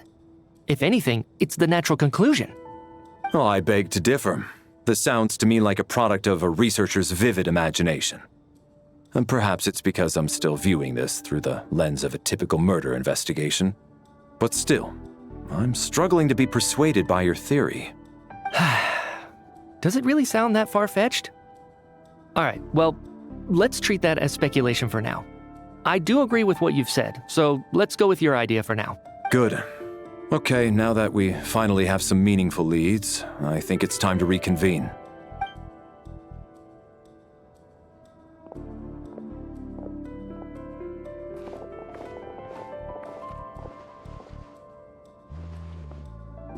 So, that's about everything we've discovered so far. I'll share my theory first. Based on what we've learned from the logbook, I believe the extra person among us is most likely the killer.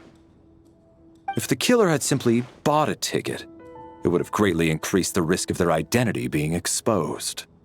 I expect he or she either hid in the theater ahead of time, or found a way to slip past the ticket inspection. They then blended in with the group and waited for an opportunity to strike. What about the note found in the investigation report? Any thoughts on how that fits in? The killer may have simply planted it there as some sort of sick joke. I've seen my fair share of psychopathic killers. They love playing cryptic mind games. So, it has nothing to do with the haunting of the theater after all. This theory makes sense to me. If we have an audience member unaccounted for, chances are they didn't come here to watch the show. Could it really be that simple? So, in other words, all we have to do is find out who got in here without a ticket, and all our problems will be solved? Then let me make one thing clear. All the theater staff should be well aware that I came here for the rehearsal legitimately, yes? There's no way I'm the one who didn't have a ticket. It's true. I hear you used every trick in the book to get a hold of that ticket, too.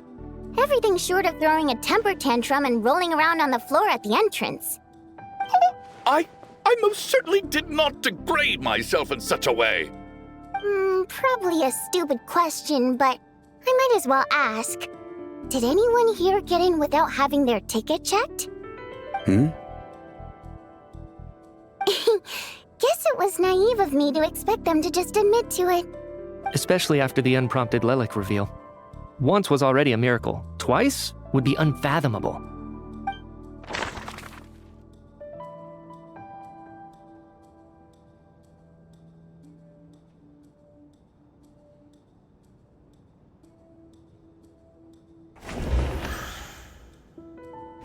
Tonya received her ticket the same way I did.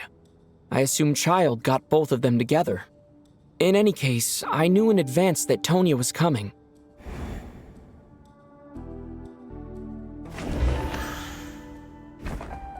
I don't believe any of us here knew Shram before all this. If no one can verify Shram's identity... Mr. Shram, did you really go through the ticket inspection to get in here? Huh? Me? Why am I being singled out, my friend? Do I seem that suspicious? It's not that you stand out as suspicious, more that everyone else has been ruled out as trustworthy. Okay. Well, we spent the best part of 2 days together now, so I'm sure you can all tell what kind of person I am. I'm a true gentleman. I never dream of doing something like sneaking to the theater without a ticket. Yeah, I have no doubt that you're a good person. But the problem is, none of us here actually know you, so no one can say for sure that you are who you claim to be. Although, actually, what was it you said last night? Yeah, you're friends with that water imp, which is why you understand our primary mode of expression. Last time I checked, there were barely any of us remaining in Snezhnaya, since most of the water imps left. Could you tell me a little bit more about your friend? There's a good chance I actually know her. And I suppose it's also kind of a way for everyone else to get to know you a little better.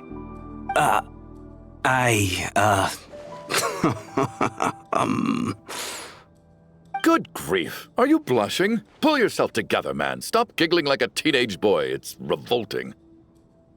Hey, revolting is a little strong. All right, fine. I'll admit it. That water imp friend of mine, the truth is, we're dating. I was just the bodyguard hired by our family. But the stars must have aligned, because sparks began to fly between me and their daughter. Never in my wildest dreams did I think I'd get so lucky. We don't need details. Just get to the point. Okay. I'm just a little hesitant to reveal her name, that's all. You know how it is. These are delicate times. Even with me to protect her. If word gets out that she's dating a human, both the Fae and human factions will give her a hard time. Really? Wait, no. That can't be. Huh? Shram, what the devil are you talking about? Why is everyone looking at me like that? Surely you can understand where I'm coming from. Delicate times? Factions? Yes. You know, the Civil War. Last time I checked, the Fae and the humans were still at each other's throats. If I'm not mistaken, the last significant civil war in Snezhnaya in history was over 400 years ago, when Her Majesty the Tsaritsa had just taken the throne and was consolidating her reign. What do you mean, 400 years ago? What's going on here? Is Shram from the past? All right, Mr. Mitya, you win this round. As far-fetched as it is, it appears that your theory may be correct. I'm just as amazed as you are. I didn't even believe it myself, to be honest. Is someone going to explain what's going on here?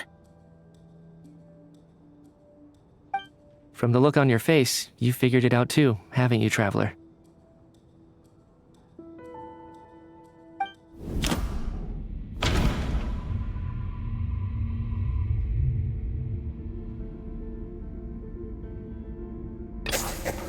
The theater's ley lines have been modified to block souls within its grounds from returning to them. Some souls can even wander this place forever. Mr. Shram's statement proves he is from hundreds of years ago, and according to the investigation report on the theater hauntings, Mr. Shram is very likely a lost soul wandering the theater.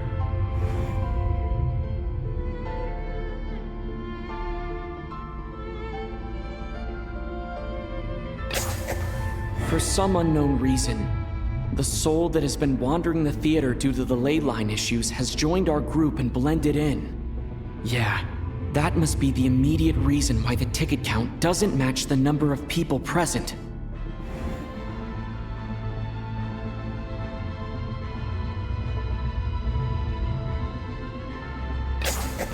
The contents of the investigation report have been verified. There are indeed ley line issues and wandering souls in the theater. Death, likely symbolizes the deceased. Mr. Schramm, for instance, death is near. That must mean that there's a death. Yeah, the logic is clear now. The investigation report said that there would be souls stuck wandering around the theater because the ley lines were cut off. Mr. Schramm must be one such soul who died in the theater a long time ago. In which case, that also makes him our extra person. So when the note said death is near, it must have been referring to death as in the deceased, people who died a long time ago. Someone who died a long time ago. In short, there's a dead person among us. The extra person we've been searching for is a ghost from the past. You mean I'm a ghost? No.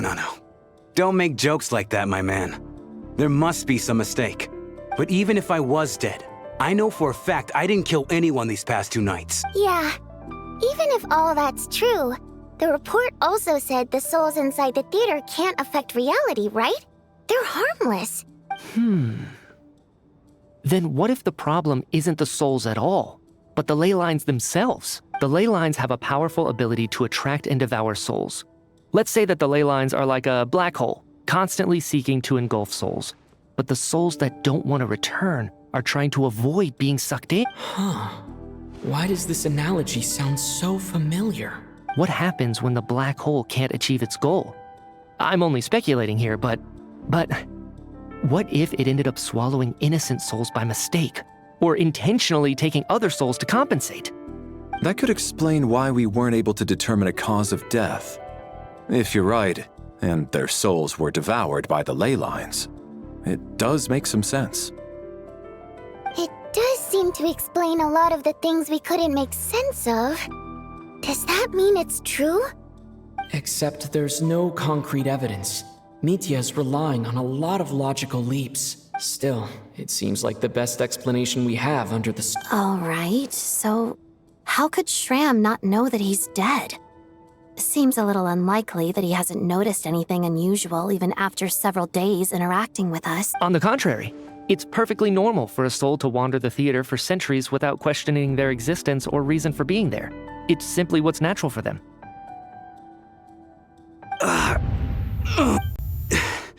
You know what, Mr. Brainiac? I think you might actually be right after all. I'm trying to remember and...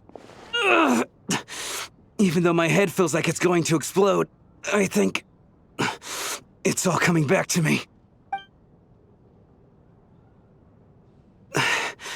I was the one who didn't want to remember my own death, so I forced myself to forget. Well, I'm sure those are painful memories. My lady and I snuck out to go on a date one day. We bought tickets for the theater. It wasn't really my thing, but I was just happy to be together. All of a sudden, a group of people burst into the theater, shouting for all the water imps to get out, performers and audience members included. It was clear the conflict between humans and Fae had reached a boiling point. This time, the extremists were even coming after the water imps who had nothing to do with the war.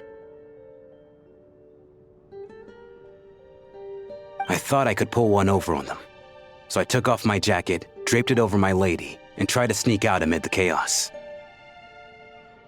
But I got caught. They started shouting, calling me a traitor to humanity. But I was going to do whatever it took to buy our chance to escape, no matter how many people stood in my way. I had to, both as their bodyguard and out of love. It's all right, friend. You can stop there if you want. You don't need to dig all that up again. It's just...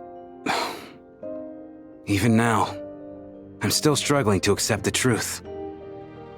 How could I be dead?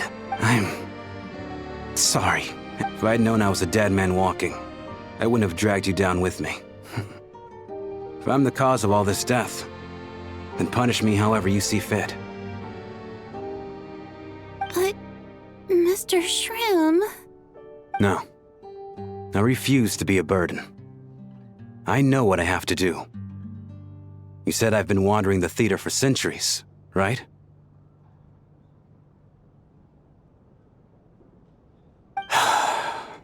I guess it's high time I got a breath of fresh air. Out there, I mean.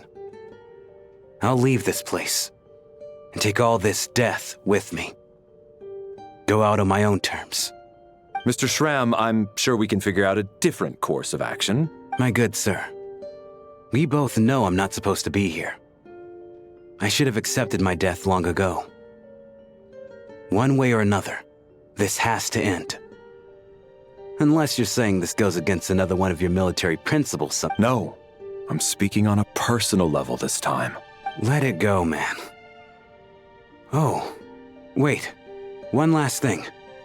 Miss Wateramp. My lover. Her name was Litia. Litia Ozarova. Do you know what happened to her? Ozarova. Oh, Auntie Ozarova. That's what we all called her. I remember her as a very kind elder. She had a bunch of kids, too. I'm so glad she survived. And she had lots of kids? Good. That's good. I could hardly expect her to stay single just because of what happened to me, right? As long as she went on to be happy, that's all that matters. Besides, I'm dead. My soul's been wandering around here for so long because I was worried about her. But now, I can go without regret. There's no need to see me off, my friends. I've enjoyed our time together over these past few days. Perhaps we'll meet again in the next life.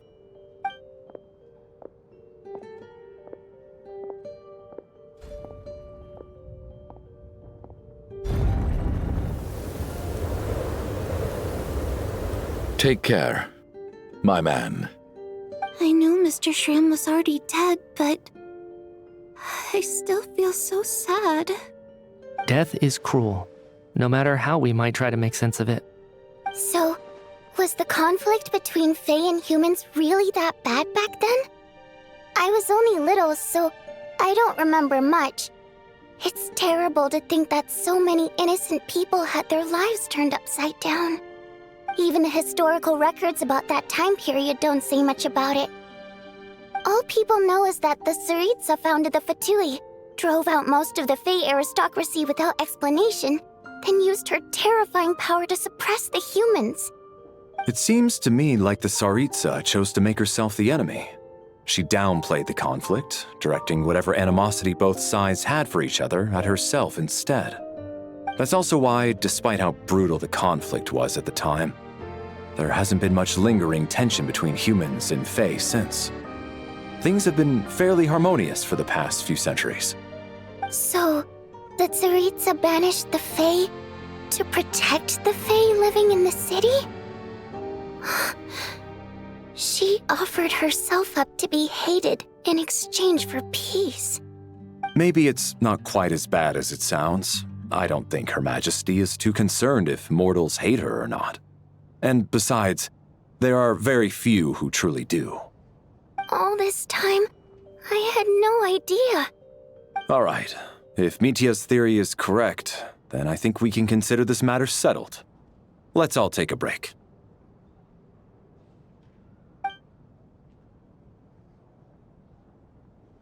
Ugh, if only this blasted storm wasn't still raging on.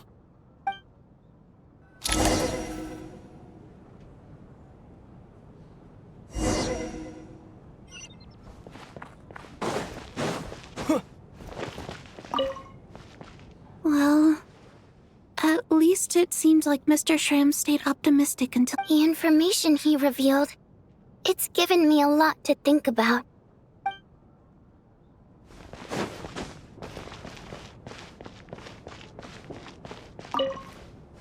I was actually planning on hiring him as my bodyguard after we got out of here, you know.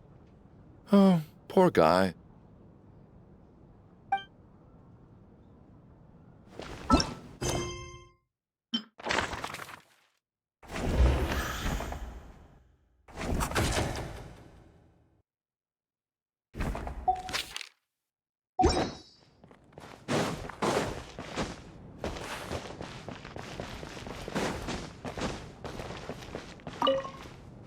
Even though Shram was already deceased, his decision to walk into the snowstorm was still a sacrifice. This is one of the few times I don't feel at all happy to have my theory proven true.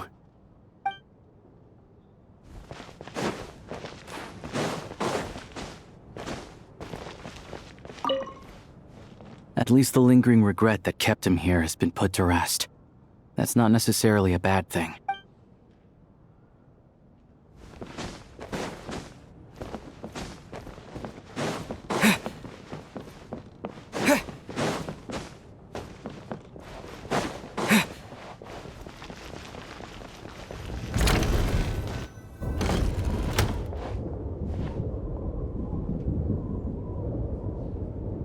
Looks like now we can just rest until the snowstorm stops. I still can't believe Shram turned out to be a ghost who'd been in the theater for hundreds of years. To think he was dead this whole time. What a strange turn of events. Knock, knock. Huh?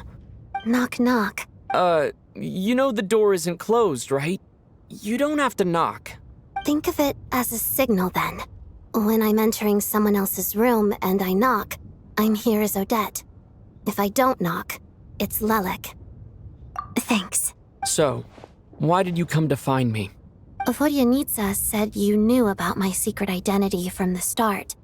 But when everyone was discussing who Lelik could be, you were worried that revealing what you knew would be unfair to me. Yes, I'm extremely grateful for that. It's nothing. I mean, you didn't hold what happened with Senora against me, so I should thank you for that as well. Actually, there's something else as well. I found myself in a situation similar to the one you were in when you helped, so I thought I'd come and ask you for advice. It's about Mitya. Before all of this, the last time I saw him, he was dead. As I'm sure you know, my goal as Lelik was to stop Project Stuzha. Well, when I found out the tech lead for the experiment behind Project Stuzha was Mitya, I immediately started planning to track him down and threaten him to back out. I often saw him around the theater, but I soon concluded that making my move there would risk exposing my identity. So I decided to infiltrate the Armory Palace and go directly to his lab. That way, the threat would be much more effective. Well, I suppose there was a bit of luck involved, but I am a Fatus, so I already had some familiarity with the building's layout. But when I finally made it to his lab, Mitya seemed to be dead.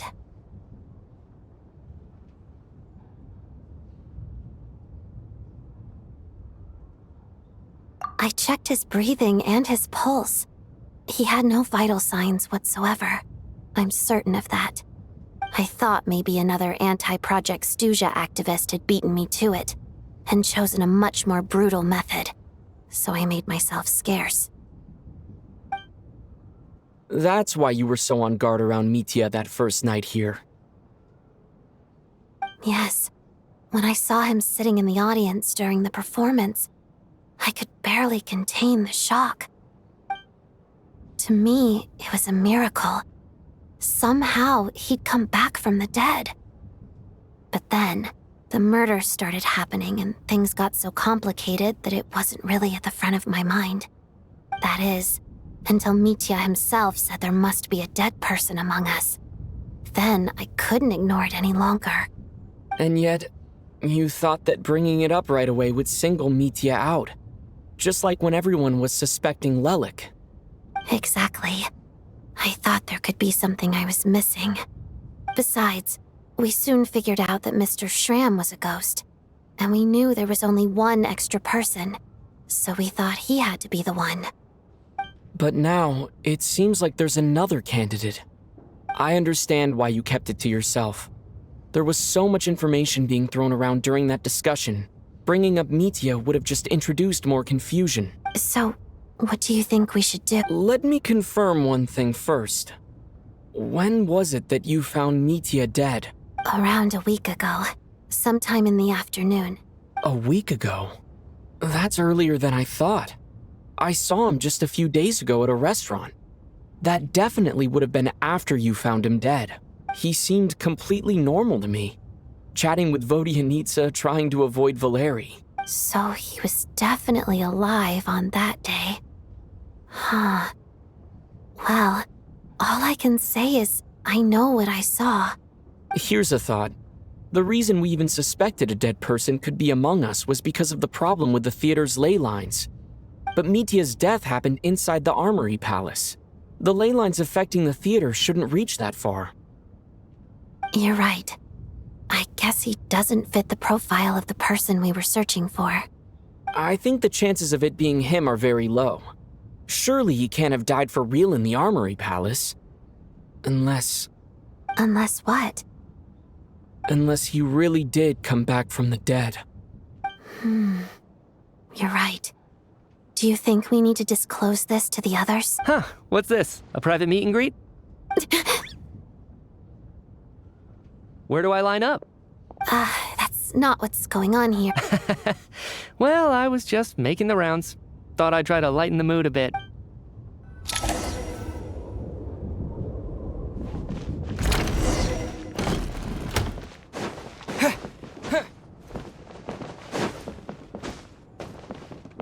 Cryostorm!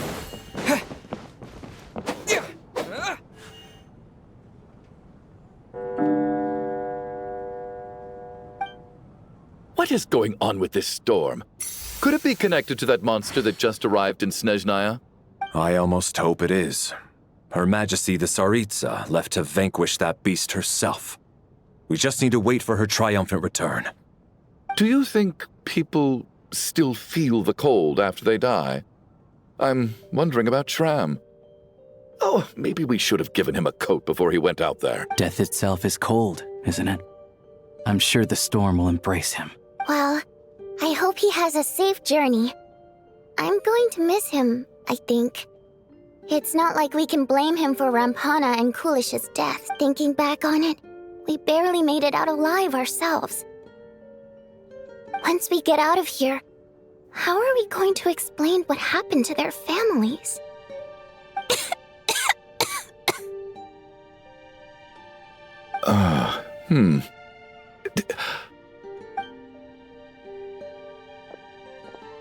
Are you okay? Here, take this. I've never used it.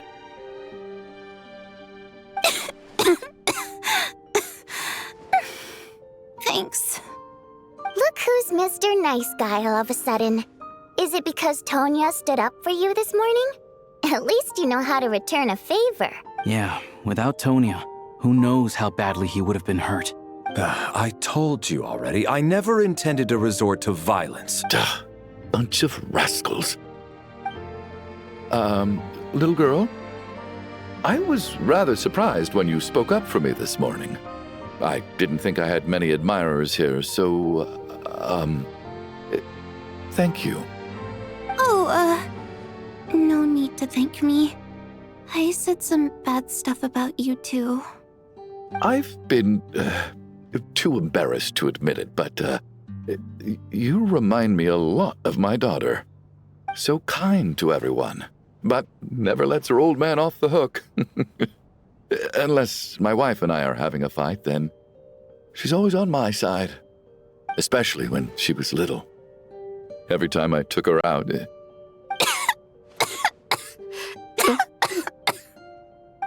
All right, easy now. How long have you had that cough, Tonya? I don't know. It's probably been a while. I'm fine. Are you taking anything for it? Yeah. I'll be fine once I see my brother. He's gonna pick some frost fairy flower leaves and brew a tonic for me. I'll feel much better once I drink that. I see. That's good to hear, then. We should probably discuss arrangements for tonight. Now that the deceased has left our midst, there shouldn't be any more incidents. However, out of an abundance of caution, I'll keep watch. Shouldn't we take shifts? I can take one if needed. No need. I managed to get a nap in earlier, so I have plenty of energy right now. After all the tension of the past few days, everyone else should just focus on getting a good night's sleep.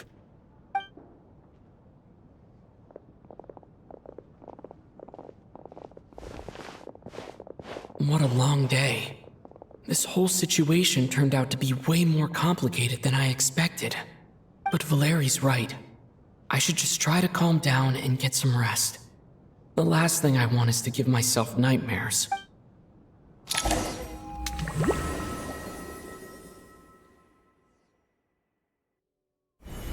He's awake!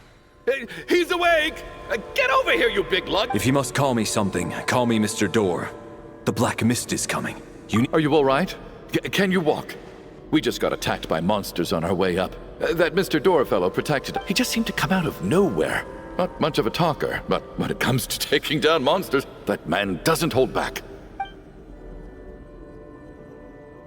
Curses! The Black Mist is catching up to us. We need to keep going. Mr. Door, I don't believe I've ever seen you around here before. Why is that? There's no need to try to get to know me. I'm just... Mr. Door! Looking for trouble! Get rid of them! I can just push these ones off. Well, anyway, we're lucky to have you here. Thanks for saving us earlier. No need to thank me. This is where my duty lies.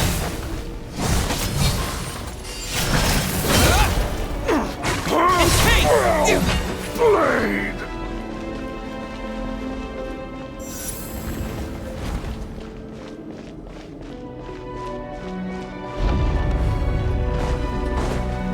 So we're doing this the hard way.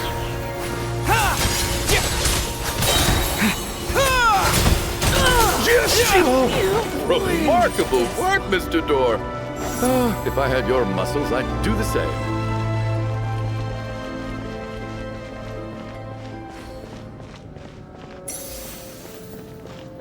Are none of these doors the one you're looking for? No.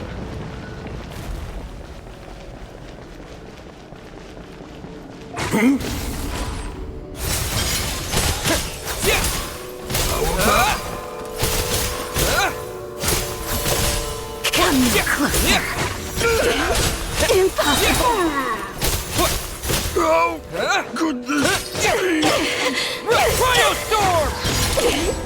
Impossible.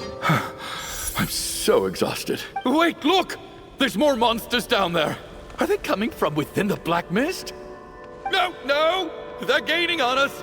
Quick, keep going! Mr. Door, what are you doing? We need... Found it. This is my door.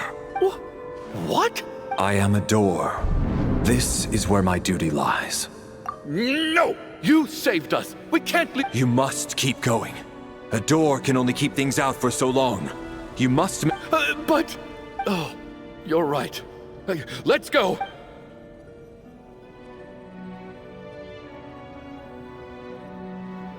The Black Mist isn't moving anymore.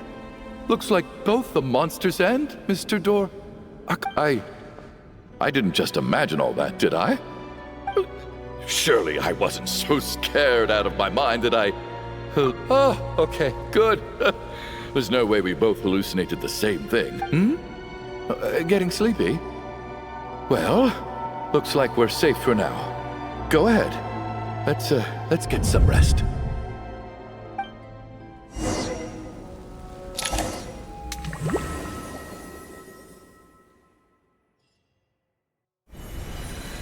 What time is it? Is it morning? I think I had a nightmare. I guess everyone's still asleep? These past 2 days have been exhausting. Valeri's keeping watch though, so he's probably the only one awake. Valeri?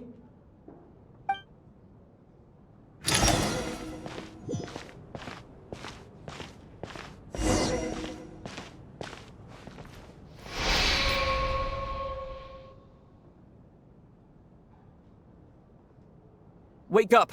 Everyone needs to wake up!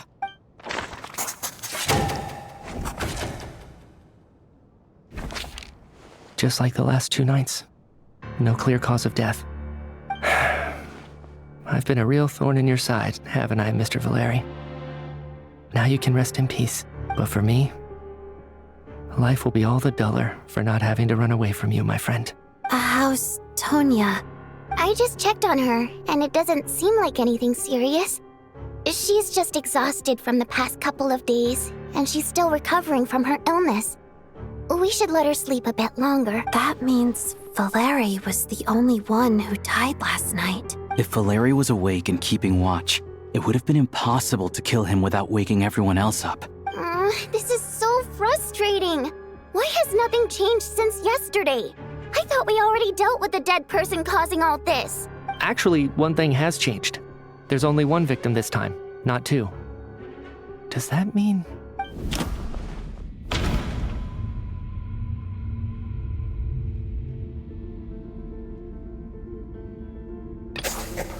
After the deceased Shram left, there was one less victim last night. That more or less tracks. It's a reasonable conclusion, considering the only variable that changed. The number of people who die each night is equivalent to the number of dead among us. Exactly. We identified Mr. Shram, and the night after he left, the death toll dropped from 2 to 1. By that logic, there must be one more dead person left among us. Another one? But there was only one person unaccounted for in the ticket checks, right? The head count should match up now. Having an extra person was definitely a cause for alarm, but being one person short isn't nearly as unusual. Someone could have left in the middle of the show, or made it out before the storm hit. One more dead person among us. If Mitya's theory is right, then what Odette told me seems a lot more. It's just, at the time, we had no reason to think there was more than one dead person. If only we'd taken it more seriously as a possibility. Maybe this could have been avoided. I'm sorry. This is my fault. I had information that could have been helpful, but I held back. I'm partly to blame as well. I was too quick to dismiss Odette's concerns. What is this about? What have you two been getting up to behind my— Sounds like there's some big news you've been keeping from the rest of us.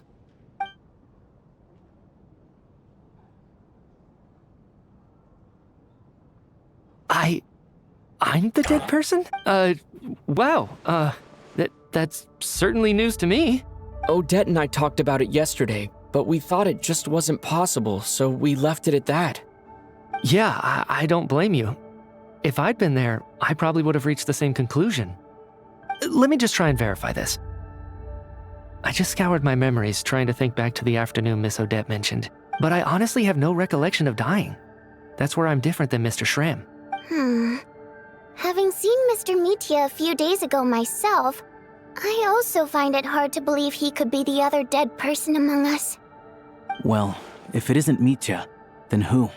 Do we vote on it? If you don't mind me asking, Traveler, I believe you mentioned that you know Tonya's brother. Had you ever met her before all this? No, never. Wait, are you saying... Now just 1 minute. I know where this is going. You can't just randomly point a finger at anyone you want. You're in the hot seat, and all of a sudden you want to divert our suspicions onto somebody else? Trying to pick a fight, Mr. Chuganov? Whenever you open your mouth, all you do is attack people, and I've had enough of it. If you don't want to engage in a civil discussion, you can shut up. You little brat! Did Mitya ask about Tonya because he suspects her?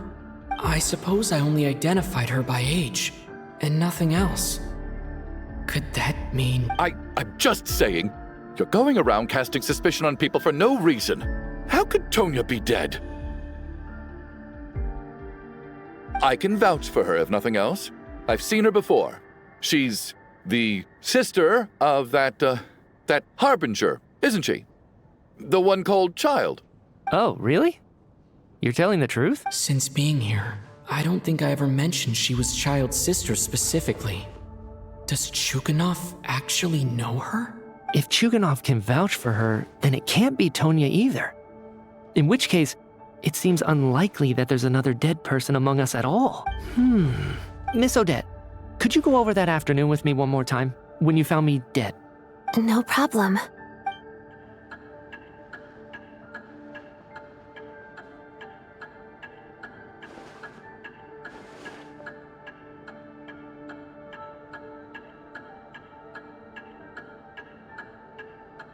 Huh. No matter how hard I try, I just can't remember anything about dying. But I do remember something else. Miss Vojanitsa, during our last meal together, I told you how some of the researchers were suffering from temporary memory loss. Oh, yeah. You said it was hindering the progress of your experiments. You thought they were just under too much stress or something. Right. And even though I don't remember dying that day, I'm pretty sure I experienced something like amnesia. Some of my memories from that afternoon are missing. Are you suggesting you're missing the memory of your... Of course, how am I only just realizing this? Humans aren't necessarily aware of their own death. You mean being silently assassinated, or dying in your sleep? Situations like that? The researcher's amnesia. Suddenly it all makes sense. I must thank you, Odette. I think your perspective just helped me reach a breakthrough on a series of issues that have been troubling me for quite some time. All right. It's decided then. I'll be the one to leave today. Oh, leave? Hey, wait a minute. Aren't you rushing into this? What if you're wrong? You'll pay with your life. Come on, kid. Aren't you gonna fight for your life? This seems like a rash decision. I have other reasons beyond what's been discussed. In fact, thinking back, I remember during Miss Odette's performance, while I was sitting in the audience stalls, a brilliant new idea for my research popped into my mind. But then, my train of thought suddenly cut off. I can't remember it now at all, and I didn't take any notes. I guess that must be another instance of temporary amnesia. No. Hold on. I see where you're going with this. You're suggesting that each instance of temporary amnesia is a death, right? There's a glaringly obvious flaw in that idea, no? How can one person die so many times? I believe Miss Odette's account. During the period where my memory is blank, I must have been either dead or in a similar state. All it would take is for the same thing to happen in the theater, and I would come under the effect of the ley lines in this vicinity. This increases the likelihood of me being the deceased, does it not?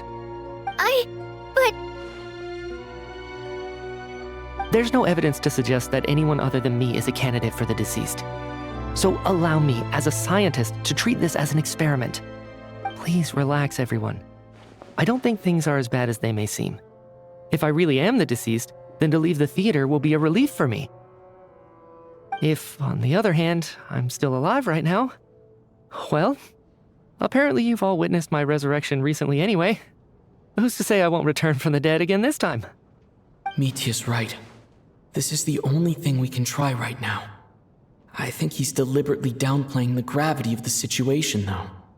He probably doesn't want to burden everyone. What is a scientist if not someone who gambles on experiment after experiment in an attempt to obtain the truth? With this snowstorm, the ley line phenomenon, ghosts of the dead, and my amnesia, we've been paralyzed by not knowing and powerless to do anything about it. It's a terrible feeling. But if I do get resurrected, you can be sure that I'll come back with the truth of all this. Just you wait.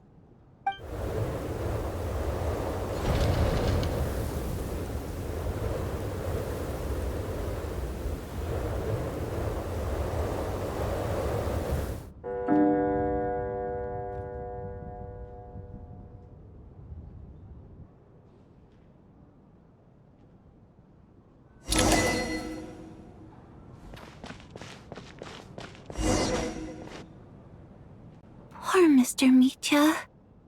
I didn't even get to see him one last time. Maybe it's a good thing that you weren't there to see it. It was a hard thing to watch. I hate goodbyes. Why does it feel like everyone around me is slowly disappearing? Not just in here, I mean. In the outside world, too. Maybe it's the realization that, at the end of life, everyone has to face it alone. Come to think of it, the main reason we're still alive right now is pure luck. Each morning here, for every one of us, there's the chance that we might not wake up. You could take it a step further and say that the same is true outside, too. Who can ever be 100% sure when they drift off to sleep that they'll open their eyes again in the morning? If I make it out of here, I'm going to cherish every moment that I'm awake and live without any regrets. Without regrets. I feel like a strange sense of anxiety has been quietly growing inside me over the last 2 days. Are you okay? You look really glum. If something's bugging you, let's talk about it.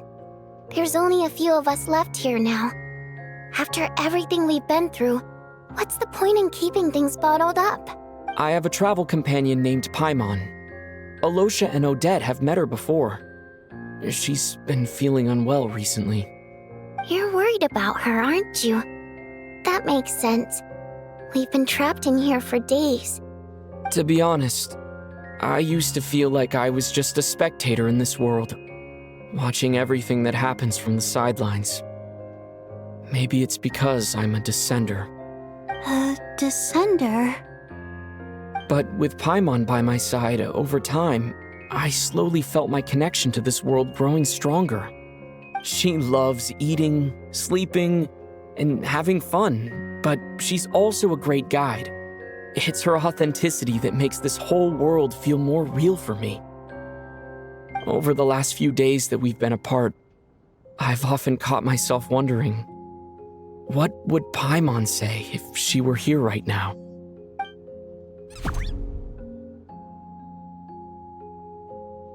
But by the time I snap out of it, the conversation has already moved on, and I'm still in my own little world. I'm trying to overcome this sense of detachment, but I really miss Paimon. I guess, in a way, she means the whole world to me. I bet she misses you when you're not there as well. Maybe you're her entire world too. I don't know if this will make you feel any better, but back when the water imps left Snezhnaya in droves, I also felt like the whole world was suddenly empty.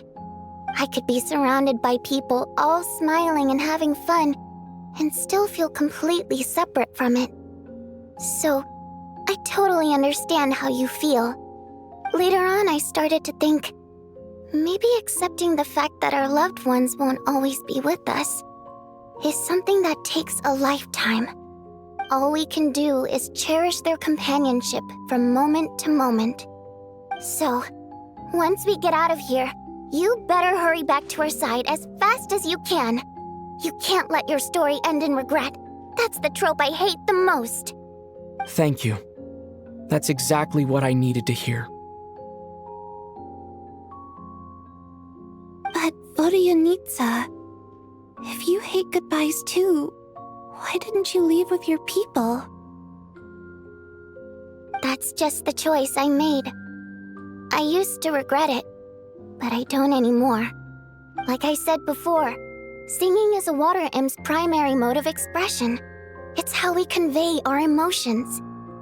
Our songs have echoed through this theater for hundreds of years, each one a story pieced together through moments of joy and sorrow. But does a story exist without someone to read it? To me, the answer is no. So I made the choice to stay. That way, there would still be someone left to sing these songs and listen to their stories. Otherwise, they could have been lost forever. Could you teach me how to understand your people's songs sometime? I want to be able to truly hear them, like Mr. Shram. A fan after my own heart. Thank you, Tonya. How about I sing something for you, and you tell me what you hear? Okay, I'll do my best.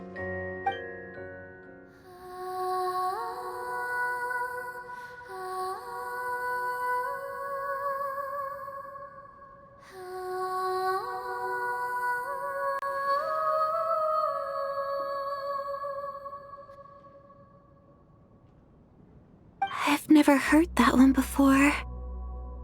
I feel like I can hear a sense of longing somehow. I wonder why that is. Color me impressed, Tonya. You're a keen listener. Most people can only tell if a song is happy or sad. I didn't think you'd be able to pick up on such specific details.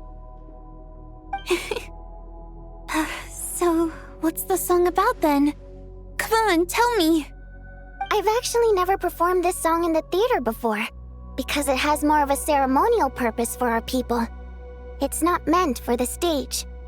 It means something like, "May those we have lost watch over us, and follow this song back home in the night, so that we might be reunited once more."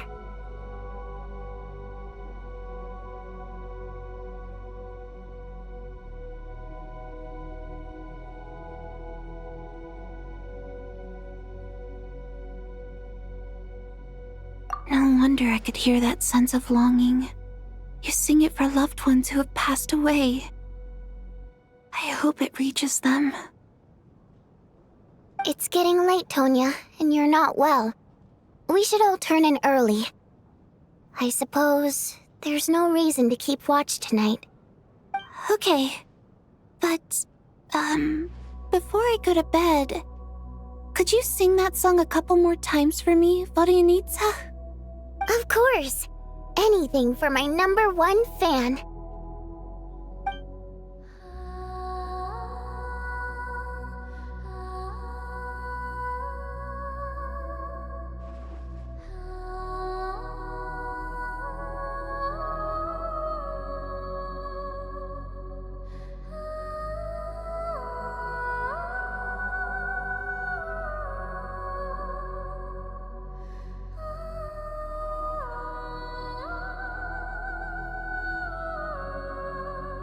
Once I get out of here, I definitely don't plan on ever coming back.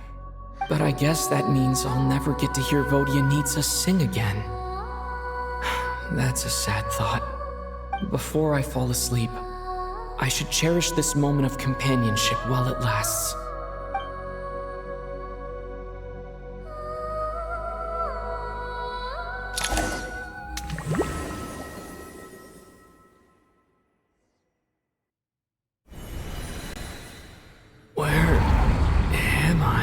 It's so dark in here, and I feel kind of dizzy. Huh? What was that noise?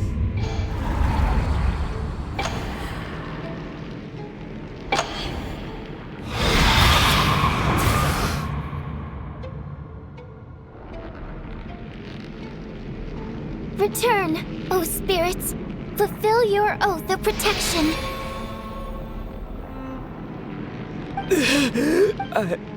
I'm alive? What just happened? No time for questions. Quick, over here. Turn on the switch. We need to bring back the light.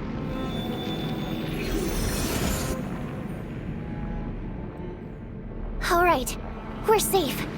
The spirit just now is called Night Prayer. The light subdues her, but she'll attack without a second thought in the dark. Sort of.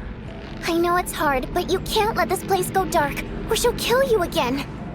Yep. Luckily, I was here to resurrect you. Otherwise, that'd have been a real bummer. A bit more than a bummer, I'd say. Wait, so... Sure I do. I'm your guardian spirit, after all. I specialize in soul recall. Oh, it's nice to meet you, by the... Thanks.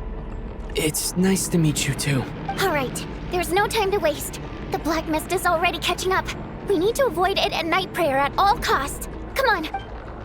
We need to reach the next switch before the place gets too dark. If we bring the light back, Night Prayer won't be able to get to us. Sweet, sweet light! It's back! Shh! It's Night Prayer. We need to move quick, but don't let her notice you. Look out!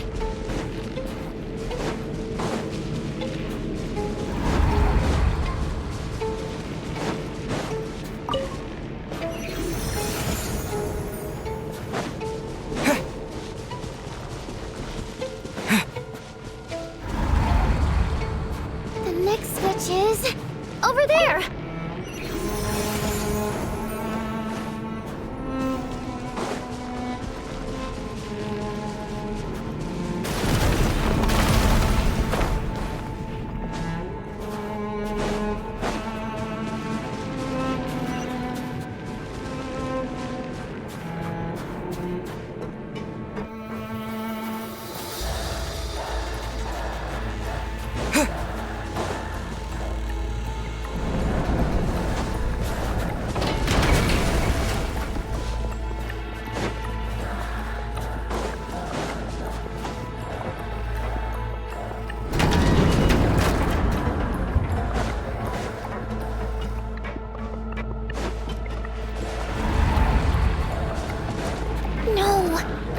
is here too. This can't be the only path. Let's head up there and take a look. The switch is just up ahead. Hurry! It's too dark. We're not gonna make it.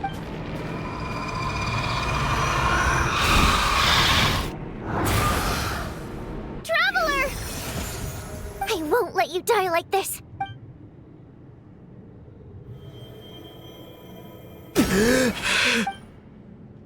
Even though it's not permanent, dying is definitely not a pleasant experience. Great. You're back. Yeah, thanks to you. Time for you to get out of here. Quick, before the light runs out. What about you? You're not coming with me? I can't. I've already been used up.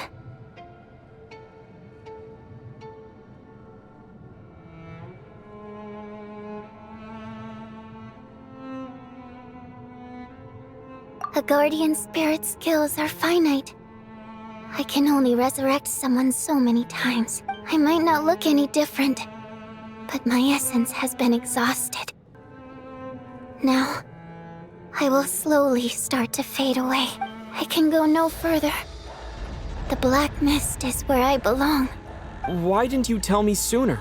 Because it wouldn't have changed anything. That knowledge would have just burdened you. And a guardian spirit's role is to protect. But... Go. Now, before it's too late. I already hear Night Prayer approaching.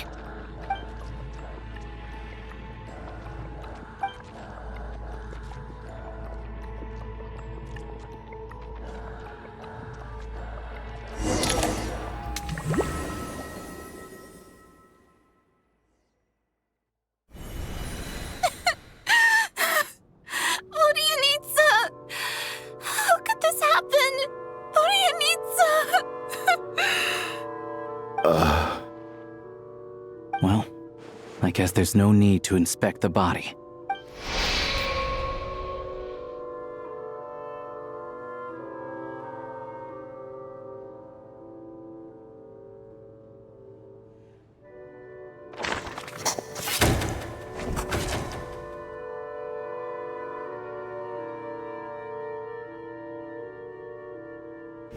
This wasn't supposed to happen.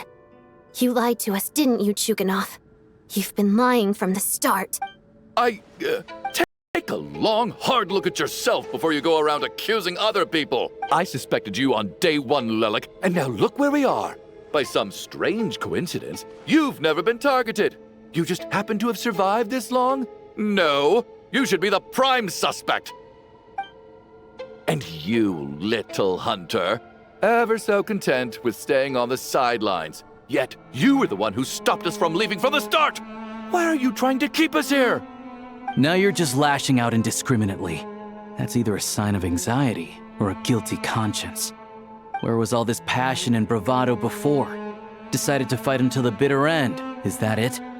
Is that a threat? Fine, bring it on! You think I'm afraid to die after all this? You want to kill me? Go ahead! I'd like to see you try.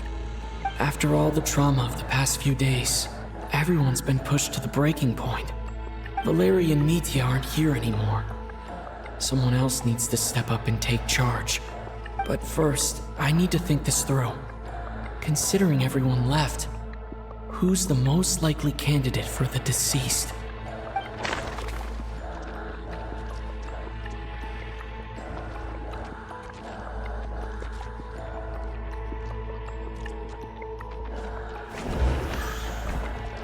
Of those who remain, the only person we've never met before is Tonya. There is room to doubt her true identity. People are easily misled by first impressions. Now that I think about it, child sister was in fact a label I imposed on her due to my own assumptions. But Mr. Chuganov vouched for Tonya's identity yesterday. With basically no other possibilities left. Could it be?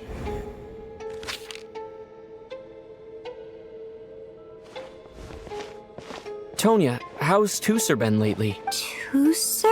Your brother Ajax must have mentioned me in his letters home, right? No.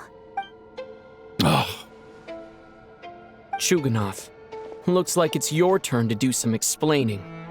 Yesterday, you said you could vouch for Tonya. Why did you give us a false testimony? I knew you were behind this, Chuganov. You've been lying through your teeth from the Everything about you is fake. Down to the wife and daughter you're always talking about. Your entire family man persona is a charade, isn't it? That night, when I infiltrated your place as Lelik, I noticed you were home alone. Didn't think much of it at the time. Just thought everyone else was out. But thinking back on it now, that doesn't seem very likely. My guess is, you live alone, don't you? Even that was a lie? But why would he lie about having— Oh, curses! Oh, why is there no end to this blasted snowstorm? If it would just stop! I think I remember now. I know how I ended up here. The reason I'm always coughing is because I got sick with frostbite. The locals usually call it the snow cough. It's not a very common illness. It's partly genetic and partly caused by the cold climate, but it can be fatal. They sent me to the hospital as soon as they found out I had it, and I spent so long lying there in that hospital bed. After a while, I felt myself growing weaker and weaker. Nothing seemed to be working anymore. Neither the treatment that the doctors were giving me, nor the medicine my brother was brewing from frost fairy flower leaves. So one day, I told my brother that I wanted him to take me outside for once, so things could be like they used to, just for one day. I wanted to meet loads of friends, experience new things. He agreed. He snuck me out of the hospital. We got to the theater, bought tickets, and went inside. Oh, it was all so exciting. I remember the show very clearly. It was amazing. But I found myself getting sleepier. Oh, Tonya. When I woke up, I couldn't find my brother anywhere. So I guessed he'd already left. But there's no way he'd leave me behind. So I decided to stay here and wait for him. At the time, I figured he'd probably gone to brew some more medicine for me. I was planning to chew him out for abandoning me when he got back. Tonya, it sounds like by then you'd... Oh, Yeah, I know. I understand now. Dead, aren't I? This cough and the feeling weak, it's probably just my body's memory. After all of that, it turns out I can't blame my brother after all. I was the one who abandoned him. I'm sorry, everyone. I realized this much too late. It seems like death skewed my perception. And now I've dragged you all into this mess. Your name probably isn't even Tonya, is it? Didn't that ever strike you as odd over the last few days? Well, when I was little, my brother and I read a storybook, and Tonya is the name of one of the characters. When we escaped from the hospital, our family and the hospital security were looking everywhere for us. So when you first approached me and said my brother had sent you, and called me Tonya, I thought he must have chosen a fake name that only the two of us would know. Because he was afraid of getting caught. Now, it seems like that was just wishful thinking. At least your memory of death isn't painful. That is a small comfort. Now it's your turn, Chuganov. Talk to us. I believe no lie is ever told without a reason. You're right. I was lying. I happened to know that the Harbinger child and his sister Tonya managed to get tickets, so I lied to you and pretended I knew them. And yes, I was lying about my family too. The truth of the matter is, I lost them a long time ago. I just refused to accept reality. And now I've spent the second half of my life living a lie. I'm a joke. My daughter's name was Iskra. And before you ask, yes, Iskra, as in Iskra Manufacturing Plant. She also died from the snow cough. She was just 6 years old. If she were still alive today, she'd be around the same age as little Tonya here. After Iskra passed, my wife couldn't bear to face those memories either. So she chose to start a new life without me. One day when I came home from work and saw the empty room, I felt like I couldn't breathe. Subconsciously, I started to imagine that they were still there. I soon discovered that this was the only thing that made me feel any better, so I just embraced the delusion. Nothing more than a pathetic means of escapism, I know. But at least it's not a crime. So explain your false testimony, then. The night before last, when I was chatting with Tonya, she mentioned that her brother would brew medicine for her from frost fairy flower leaves. Combined with her various symptoms, I suddenly understood everything, including the fact that she was deceased. The snow cough used to be an incurable illness. I would pick frost fairy flower leaves to brew medicine for Iskra too. It took hours and hours on the stove. But the year after my daughter passed away, the jester of the Fatui announced that a cure for frost blight, also known as the snow cough, had finally been developed. It turned out that all previous treatments were completely ineffective. No better than random concoctions. That was the final straw for me. I just couldn't take it anymore. Just one more year. One more year, and everything would have been okay. So, more than anyone, I know full well that in this day and age, no one in their right mind would still be using frost flower leaves to brew medicine for the snow cough. Poor Miss Tonya, therefore, had to have been from an era when snow cough was still a terminal illness.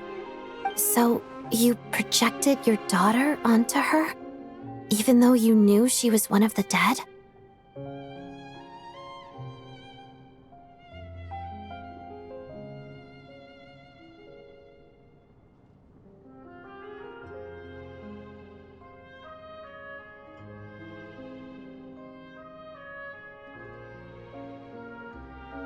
That doesn't make any sense.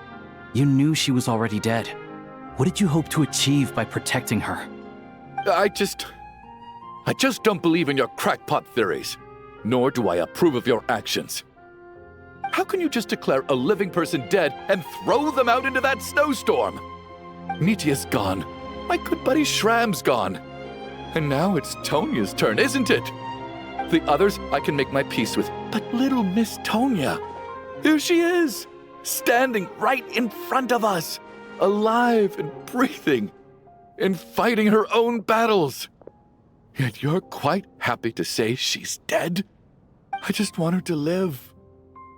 Once this snowstorm is over, the very moment it stops, I'm going to march out that door and find someone who can fetch the very best medicine for her snow cough. I'll be damned if I'm gonna let you cast her out into the snowstorm before I have the chance to cure her. Not again. Not this time. Not when the cure is right within our grasp. I'd never be able to forgive myself. Mr. Chuganov, stop. I can't let you do this. Tonya. By the sounds of it, you've known I was dead since the night before last, right? I really liked Mr. Valeri, Mr. Mitya, and Miss Vodyanitsa. And now they're all dead because of me. I'm not happy about that.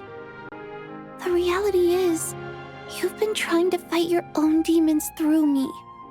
But all you've really done is trap me inside your delusion along with you. No! Listen to me. I want to save you. I do. Oh, at this point, I'm quite sure that I'm dead. I don't need to be saved. The time I got to spend with all of you is more than enough for me. Despite all the bad things that kept happening, I got to meet so many interesting people and spend so many days and nights by your side. Since the day I escaped that hospital until now, this has been an adventure I never even dared to dream of. I'm very fond of you all. If it were only possible, I'd trade my soul to bring back the ones who died. If it meant things didn't have to end like this. And that's why I'm not fond of you at all, Mr. Chuganov. I'm sorry. It's them that you owe an apology to, sir. Not me. Well then, I suppose this is it. It's time for my adventure to end. I've caused enough trouble.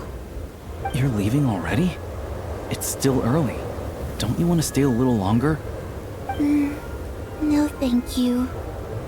Oh, and by the way,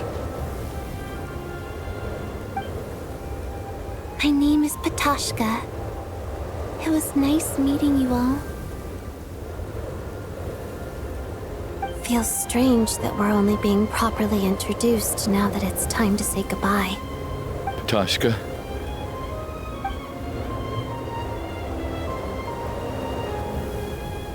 What are you doing, Chuganov? Are you crazy?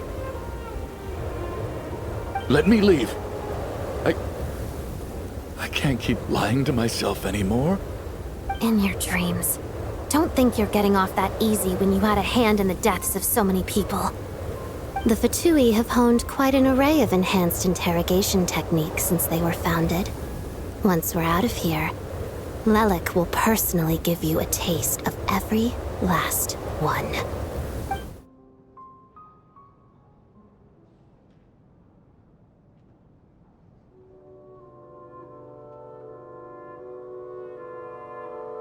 I think we should leave. I doubt this snowstorm is ever going to stop. For all we know, this storm might have destroyed all of Snezhnaya by— Wait, we finally solved the mystery of the haunted theater today.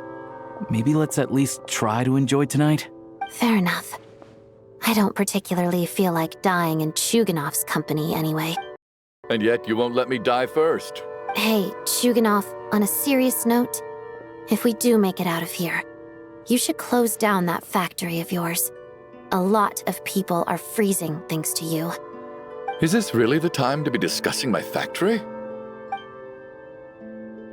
All right, fine. I'll shut it down. Doesn't matter to me anymore. Am I hearing things? Or was that a knock at the door? There it is again. But I don't understand. The snowstorm hasn't stopped. Should we open the door? Is this it? Is this nightmare finally over? If the last few days are anything to go by, I probably shouldn't be getting my hopes up. Whatever lies beyond that door at this moment, it could be something even more terrifying than everything we've been through so far.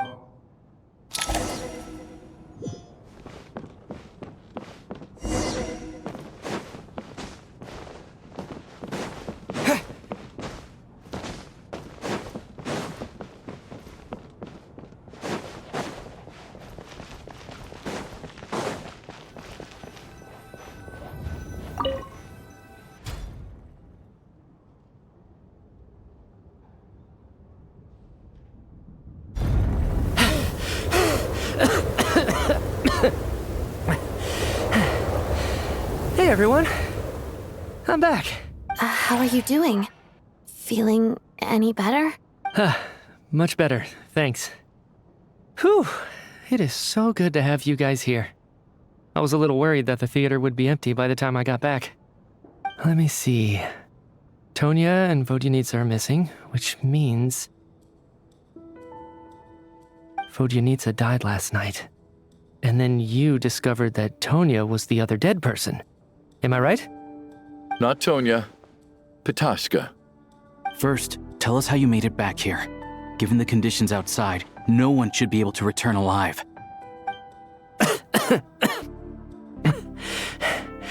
You're right. The thing that got me back safely was a song. I heard someone singing. After walking into the snowstorm, my mind grew hazy. I don't know how long I walked through the storm before my mind completely slipped away. Then, suddenly, I heard the sound of singing. The voice instantly brought me back to my senses, and I regained consciousness.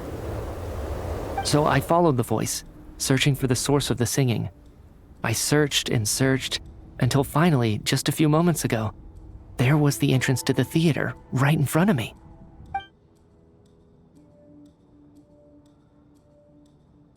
I've actually never performed this song in the theater before, because it has more of a ceremonial purpose for our people. It's not meant for the stage. It means something like, "May those we have lost watch over us, and follow this song back home in the night, so that we might be reunited once more." That must have been Vodyanitsa's Requiem. Who knew it actually worked? That song is meant to guide the souls of the dead. Mitya, that must mean that you... Huh. No kidding. Huh, seemed like I guessed right then. This is what I've been so desperate to tell you about. When I first stepped out of the theater, I was still quite lucid. My memory of it is still pretty intact. I remember the outside world being completely different than what I'd expected. It was like this was a world where only the snowstorm existed. There wasn't a trace of any humans or buildings ever having been there. I don't know how else to describe it, except to say that it just didn't seem like the real world. And as for the Requiem, if I was guided here by Vodyanitsa's song, it can only mean that I must already be dead. And this is my soul, not my body. But I didn't experience a clear moment of death while I was out there. Nor do I feel any different now than before I walked into the snowstorm. You don't seem any different to me either. In fact, this is something I've been wondering about for a while now. If souls aren't physical, shouldn't they lack tangible form? Both Shram and Patoshka were clearly deceased, and yet their souls didn't look or feel like ghosts at all. They were visible, tangible. This raises a truly terrible thought. Is that really what Mitya is suggesting?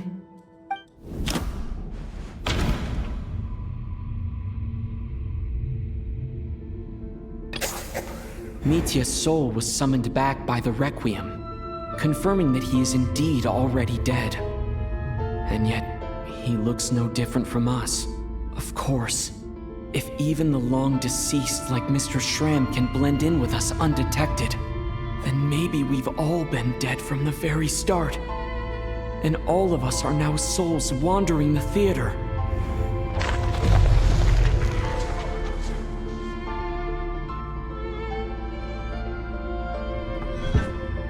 Yes.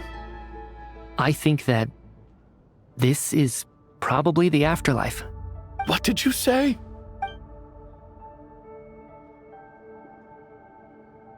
You heard me. We died in the theater. All of us did. But due to an obstruction in the theater's ley lines, our souls are trapped here, while an endless, infinite snowstorm rages outside. It's ironic, really. All that time, we were working so hard to figure out who the deceased among us were, when the truth was, we were all deceased. The only difference being some of us died more recently than others. Do you remember that note, "Death is near"? Seems like we misunderstood what it meant after all. Death was nearer than we wanted to think all along. The note simply meant that all of us were already dead. So all our attempts to survive, our search for the deceased, it was all for nothing? Hard to say. At the very least, we hope 2 lost souls find clarity and go to where they belong. The presence of those 2 is probably what caused our souls to be drawn in by the ley lines. In which case, the deaths we've awoken to over the past few days were just souls returning to the ley lines for good. If what you're saying is true, doesn't that make us the lost souls now? Huh, no wonder. This afternoon, when I was moving Vodyanitsa's body, I noticed that the other bodies in the room hadn't decayed one bit after all these days. That's further proof that those aren't physical bodies at all, but merely our shells here in the afterlife. Am I really dead? This doesn't feel real to me at all. No, that's impossible. This cannot be how it all ends. I still find it hard to believe that all of us are dead. How exactly did we die in the real world? None of us have any memories of dying, right? Not even knowing how we died is preposterous. Good grief! Surely there has to be some reason. Exactly. It's hard to rest in peace when you don't even know how you died. It gave me lots to think about as I strode out into the snowstorm. I racked my brains trying to remember the cause of my death, the exact moment I died, the root of all of this, right up until my consciousness faded. Wait. Hold on. Right before I lost consciousness, I think I saw something. I can't remember. And I think I lost my notebook and pen. Mitya, your hand. Is that blood on your fingers? Huh? You're right. There's blood on the fingertips of my right hand. Looks like it's already dried. When did that happen? What the? I guess this was what I saw. I must have desperately drawn it in my own blood right before losing consciousness. What's wrong? Do you recognize the symbol? It's Renova, the ruler of death. Huh? Alosha, do you still remember that Snezhnayan folktale you told me about? It was about the Grim Reaper. When someone's about to die, he appears as an incarnation of someone familiar to guide their soul into the afterlife. And as soon as you recognize his face, your life is over. I heard a similar tale when I was little. You think the Grim Reaper in this story refers to the ruler of death you mentioned? That's right. In which case, death is near could also mean that the Grim Reaper is here disguised in a familiar form. Death, the deceased, and the Grim Reaper? So it's a triple entendre. When I first saw this note, I thought it contradicted the investigation report. But now it seems like that was the whole intention. So the Grim Reaper deliberately misled us. Then, we started suspecting each other and searched for the deceased while they hid in plain sight. By that logic, the one person most likely to be the Grim Reaper incarnate is...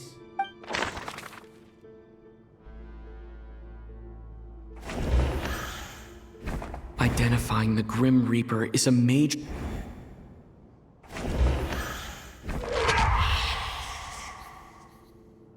No doubt about it. It's Alosha. Looking back at how everyone has acted over the past few days, Alosha is most likely the Grim Reaper lurking among us.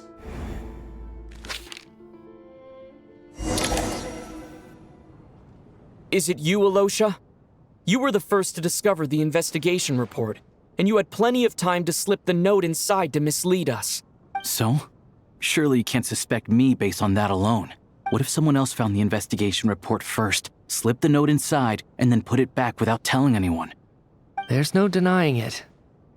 The note could easily have been slipped in much earlier than it was discovered. That's not all. I've also noticed that although on the surface, Valeri, Mitya, and sometimes I were the ones taking charge of the situation. Looking back now, even though you didn't say much, you were always subtly guiding everyone from the sidelines. What do you mean? You were the one who emphasized how dangerous it was outside and insisted we all stay here. It was also you who suggested that we all sleep in the same place. And earlier today, you tried to convince Patashka to stay. I don't understand why, but it was out of character. So, you didn't understand my intentions, and now you're assuming the worst. Seems pretty unreasonable if you ask me. He still won't admit it. Fine. Let's see how he responds to the most damning evidence of all. The biggest question I have right now is, if the Grim Reaper is impersonating Alosha, Then where's the real Alosha? When did they switch?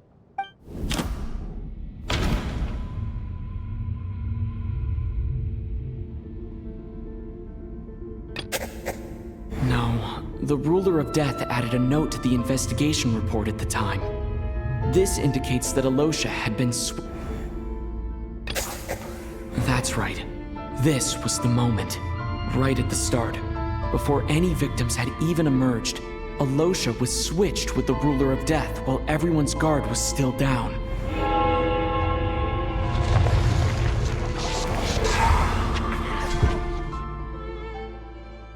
When all this began, right after the performance ended and the snowstorm began to pick up, no one suspected anything unusual. We just assumed we were snowed in. It wasn't until we discovered the bodies the morning after that we realized something out of the ordinary was going on. But it's clear now that the oddities actually started earlier than that, when Dimov walked into the snowstorm and never came back. Right. So Mr. Dimov was the first victim, not Sobolova and Torgov. And if we pinpoint that moment as the beginning of this incident, then one thing becomes clear. Alosha, you are the only person who walked into the snowstorm and came back without the help of Vodyanitsa's Requiem. More precisely, Alosha never came back at all. The one who came back was the Grim Reaper.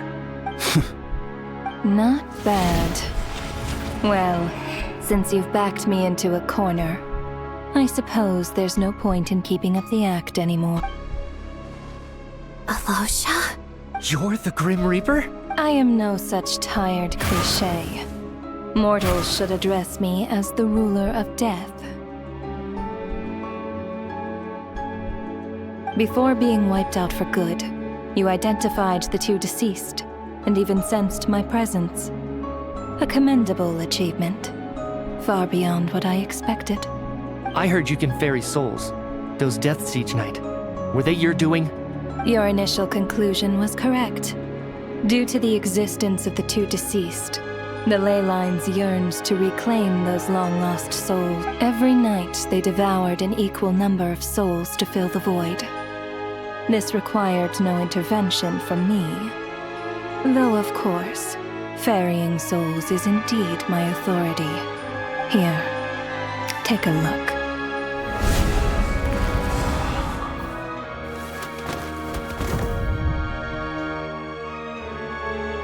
What are you doing? That takes care of today's two. Don't get so worked up. You are already dead, and your souls must return to the ley lines. I know we're already dead. You murdered us, didn't you? Murdered? No. Murder is when mortals usurp my authority. Death is my jurisdiction. If I require someone to die, I need not resort to such laborious methods as murder. You simply met the criteria to trigger my curse of death. I know about the curse of immortality. So there's another death-related curse? You cursed us? When? And why would you do such a thing? So often, humans pray to me, begging to know when their death will come, and what form it will take. But few people ask why. If you must have an answer, know that death comes simply because one's time has come. So you're not gonna tell us the truth? Hold your tongue. By all rights, you shouldn't even be allowed to speak with me. Those angels from the past are to blame for the reckless renovation of the ley lines here. It's made my work on this occasion infuriatingly complicated. Work? So trapping us here, making us watch our friends die, that's just another day at work for you? You clearly have a lot of questions. Fine. As a reward for your remarkable accomplishments over the past few days, I shall answer a few of your inquiries. After the physical body dies, the soul must return to the ley lines for that person's death to be considered complete. My work encompasses the entire process of death, including, naturally, the guiding of souls into the ley lines. You must also be rather familiar with Natlan's Night Kingdom, I presume? It was I who supported the creation of the Night Kingdom. It provided a convenient means of guiding the souls of Natlan. Here, too, the ley lines connected to the theater underwent some modifications. The angels hoped to make them capable of accommodating the souls of some special creations. But this actually hindered their ability to accept ordinary souls to some degree. This effect manifested itself after you died from the curse in the theater, leaving you stranded in the afterlife, unable to achieve a complete death. But if souls who die from the curse of death fail to return to the ley lines within a short window of time, they will miss their chance for good. Then, they will remain forever suspended between life and death, no longer subject to the authorities of either. So if you don't resolve this matter soon, and see all our souls return to the ley lines before long, we'll escape your control. Mitya is sharp. This must be what Renova was worried might happen, and the reason she got involved to begin with. But if you have the authority to guide souls, why didn't you just show yourself and get it over with? Why hide among us in the form of Alosha? You seek to understand the mind of a god. Very well. I'll tell you. This is a theater, and I decided I wanted to watch a show about death. That's why I encouraged you to take the events to the stage. I found myself getting quite immersed. I suppose the entertainment you provided makes up for all the trouble you've caused me by being so defiant in the face of death. There. Are you happy with my answer? Can't say I am. Really? But it fits the stereotypes you humans have about gods. Just moments ago, you were complaining about how infuriatingly complicated your work here has been. Work is work, I get it. There are times when it's a huge pain, but you just have to get it done, right? That's a rather unique perspective for a human. You are in fact correct. There is a pain point in this case. Due to the obstruction in the theater's ley lines, there is a hard limit on the number of souls they can receive each day, making it impossible for me to ferry all your souls at once. Revealing my identity too soon would inevitably have led to futile resistance, and there was a risk that any souls who chose to run would disappear. Then there was the issue of the 2 lost souls you called the deceased.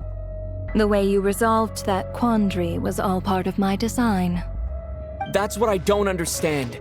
If all of us were souls of the dead, what made their presence among us special? For centuries, they have refused to return to the ley lines, exploiting the issues created by the angel civilization to resist being drawn in. Centuries of obsession accumulated during this process. You may think of this obsession as the resentment of the dead, and in this quantity, it was a bomb that could have detonated at any moment. It reached the point where I could not afford to leave it unchecked. But the only way to fix it was to help them acknowledge their own deaths, make peace with their regrets, and willingly walk into the snowstorm. Only then, with my guidance, could they finally return to the ley lines. Otherwise, you would not like to know what the consequences would have been. I vaguely remember seeing Batashka, but in the most terrifying form. Was that in a dream? Is that what would have become of her if she hadn't returned to the ley lines? I see your dreams brought you many revelations. So you see, death in fact grants wisdom to mortals. Souls connect to all things in the world and see the chain of cause and effect between them. It's nothing unusual.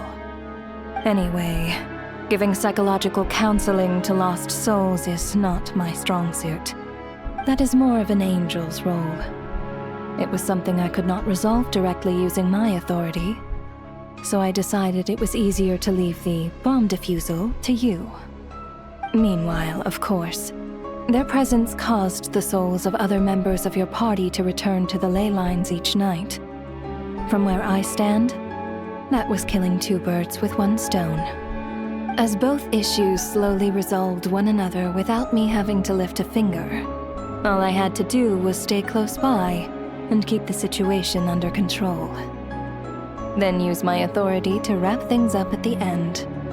And, of course, while I was at it, I thoroughly enjoyed watching this drama, dealing with death from a mortal perspective, play out on the stage. Sounds like you had it all figured out, Grim Reaper. I just did the math. You said there's a hard limit to the number of souls the ley lines here can receive each day. It's 2, isn't it? That much is obvious, even to a fool. It's time to review this whole affair. If the ley lines can only take in 2 people per day, I need to go over the deaths from these past few days again.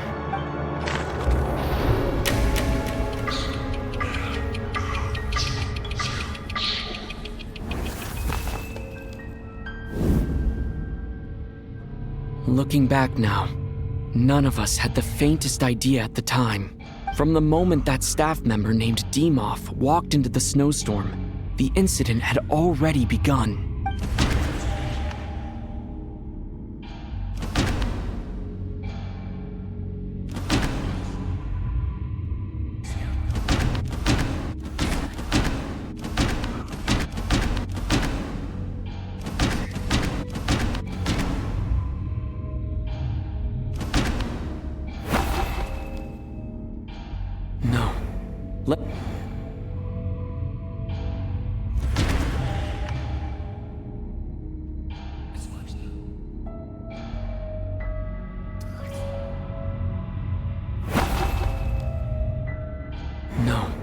Let me go.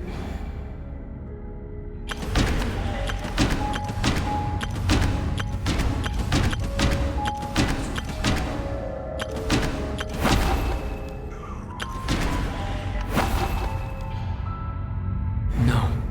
Let me.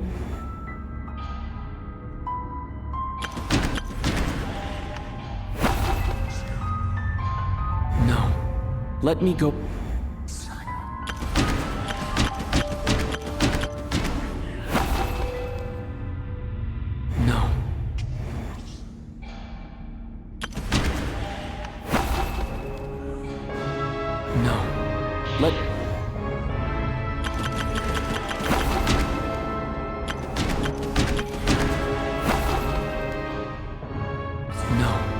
Let me...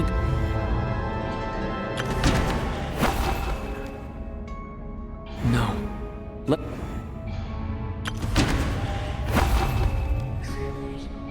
No.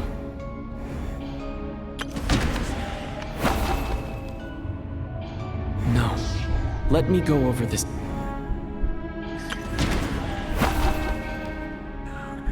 No. Let...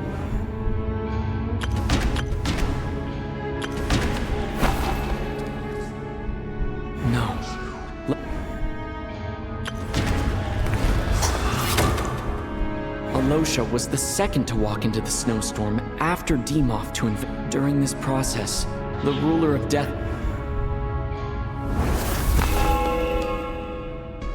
During our first night in the theater, everyone was caught up in the novelty of it all. No one could have expected there would be victims the very next morning. Despite all the confusion, and with the help of hindsight, we finally began to realize that something was amiss with the snowstorm.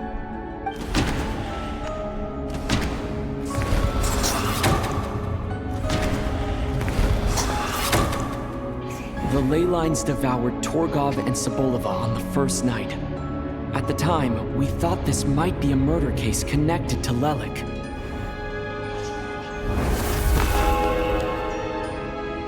Odette and I spoke a lot that night. 3 people were on watch, but in the morning, we discovered that someone had fallen victim all the same.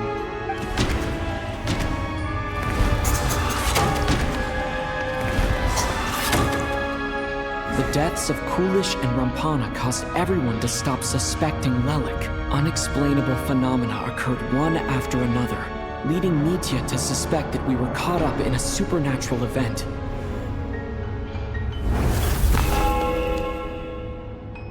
Later, we discovered that there seemed to be an extra person among us, and subsequently discovered the existence of the deceased. Mr. Schramm realized he...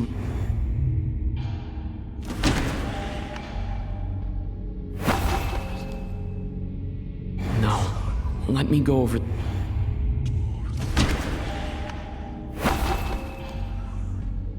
No, let...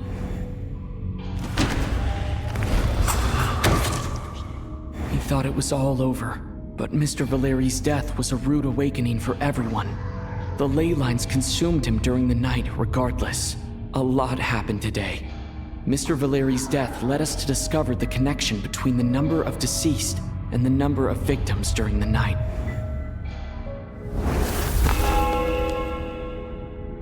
The fact that there was more than one deceased seemed to bring us back to square one. Odette revealed some information she had been keeping to herself. Although Mitya did indeed walk into the snowstorm that day, the void in the ley lines hasn't been filled, so let's rule out Mitya for now.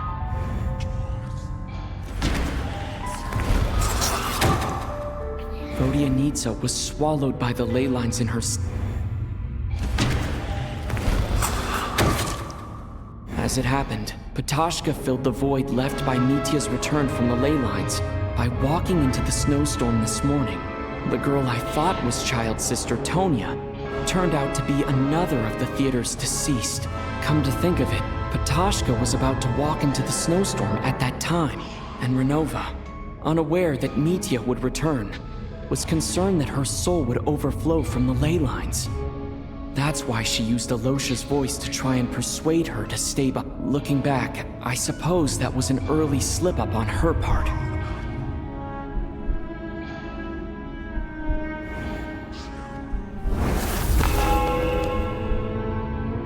No one could have expected anyone who walked into the snowstorm to return. But just after nightfall, Mitya returned, bringing crucial information with him.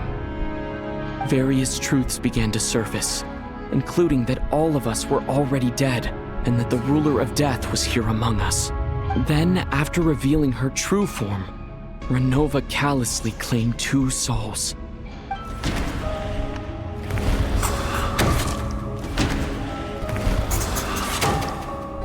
In fact, everyone was already dead by the time we took the photo. And in the days since, we've experienced many more partings in the afterlife. Now, only Mitya and I remain. And the true culprit behind everything still stands before us. In Mitya's eyes, I see the same anger and frustration that I feel. That covers everything. It's all clear now. Your work isn't finished here yet, is it? The Traveler and I are still standing here, safe and sound. The Water Imp's song threw things off a little, but it is of no consequence. The ley lines have already anchored your soul, and the first ray of light tomorrow morning will take you back. I, meanwhile, need to review my attitude towards the Water Imp race. So the reunion in the night that Vodyanitsa mentioned, I suppose that was never meant to be a permanent reunion. That just leaves you, Traveler. My power only allows me to temporarily separate your soul from your body. The ley lines of Tevat would not accept you, and your soul is firmly anchored to your body by your will. For a descender like you, who is not bound by Tevat's rules, your death can only be brought through the most violent of means, such as directly destroying either your body or soul. I have no interest in involving myself with Descenders. For now. Although, this may change if Asmodee remains missing, or you insist on interfering with our affairs. One last question then. All our struggles and sacrifices here, they were meaningless from the very beginning, weren't they? Death abides no reason. Besides, what you call sacrifice is merely a concept created by humanity. To me, it is nothing more than a self-indulgent charade in the face of death. Mere mortals fantasizing that their actions could reclaim something from my grasp. A truly laughable idea.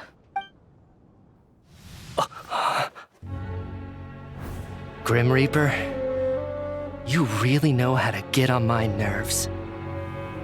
I'm not here to ingratiate myself with you. I kill merely because your deaths are necessary. Oh, you've made that quite clear. But humans don't take well to being scorned. Not even by the gods.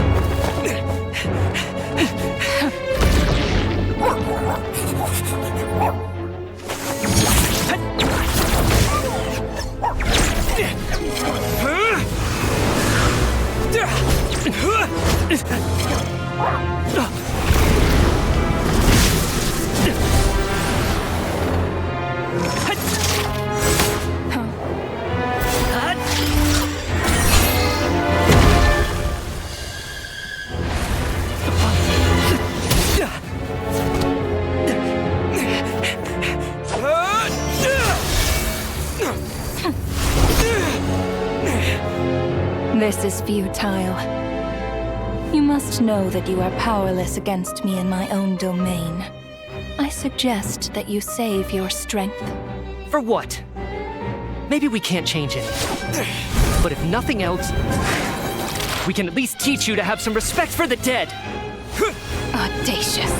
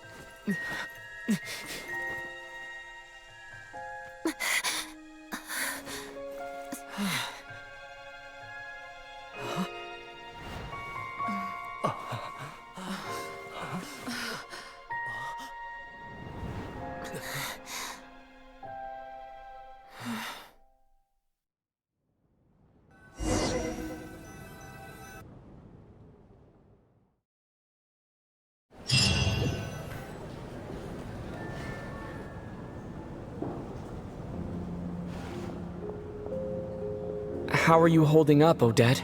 What happened to me? How much do you remember? What do you mean? Is the performance over? I can't seem to recall what happened. Has Odette already forgotten?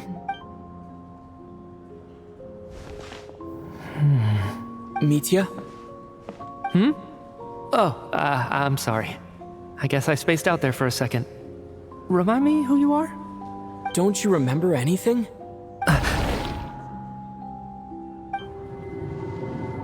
Yeah, I remember now, comrade. Looks like we guessed right. Just like me when Odette found me at the Armory Palace. For some reason, everyone killed by the Ruler of Death eventually came back to life, just with one catch. They forgot what happened while they were dead. Odette and the others have already forgotten everything. Why were you able to remember this time? Could this be the reason? You said this is the Ruler of Death's symbol, right? I don't see anything there. You don't? Huh. Okay, I guess that makes sense. I carved this into my hand in the afterlife, so it's not visible in the physical world. Does that mean I carved this symbol into my soul? What an unsettling thought. Still, at least I get to remember what happened. What about you, though? The ruler of death mentioned that you're a descender? Is that why you can remember? A full explanation would get complicated very quickly, but that's essentially it. Well then, now that it's all over, let's figure out what we've learned. The first thing I notice is that everything here is precisely as we left it, right before our deaths. This confirms that time passes differently in the afterlife than in the real world. They say that right before death, time slows down, and your whole life flashes before your eyes. That must be how you know you have one foot in the afterlife by that point. Anyway, clearly the few days we spent in the afterlife probably only amounted to a few short minutes in the real world. This also aligns with previous reports of widespread temporary memory loss among the Armory Palace personnel. Now it seems likely that those were all brief deaths caused by the Grim Reaper's so-called curse of death. To those unaware of the truth, dying and coming back to life must feel similar to a short bout of catatonia. This leaves me with a couple big questions. What are the conditions that trigger this so-called curse of death? And why are we resurrected after we die? If nothing else, I think it shows that killing us wasn't her ultimate goal. We still don't know her true reasons for subjecting us to death. Right. This time only got complicated because of the situation with the theater's ley lines. That's why she had to approach it differently. If the previous incidents of amnesia among the researchers are anything to go by, killing us is usually a pretty routine matter.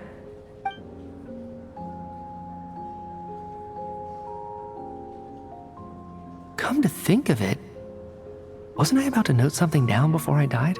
I can't remember what it was, but I think it was something related to my research project. Sorry, Traveler. I'll catch up with you again later. Right now, I have to make a trip back to the Armory Palace. Sir, if I may, no one of your description has ever shown up in my investigations into Mr. Mitia's friends. Yet, you two seem very familiar with each other. Could you perhaps tell me where he was in such a rush to get... And, by the way, have we ever crossed paths? Forgive the presumptuousness, but I feel a vague and indescribable sense of familiarity about you. I can explain everything. Could you help me gather everyone in the theater in one place?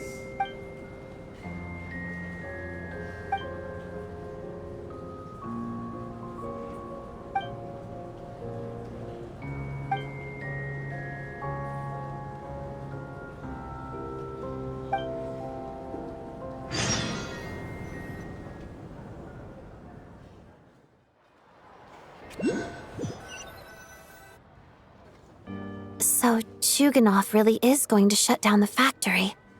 I guess this theater incident actually did us some good after all. So, you said I promised to take you to the Armory Palace while we were in the afterlife, yes? I believe you. I think I even have a vague memory of it. Agreed. Let's check in on her first.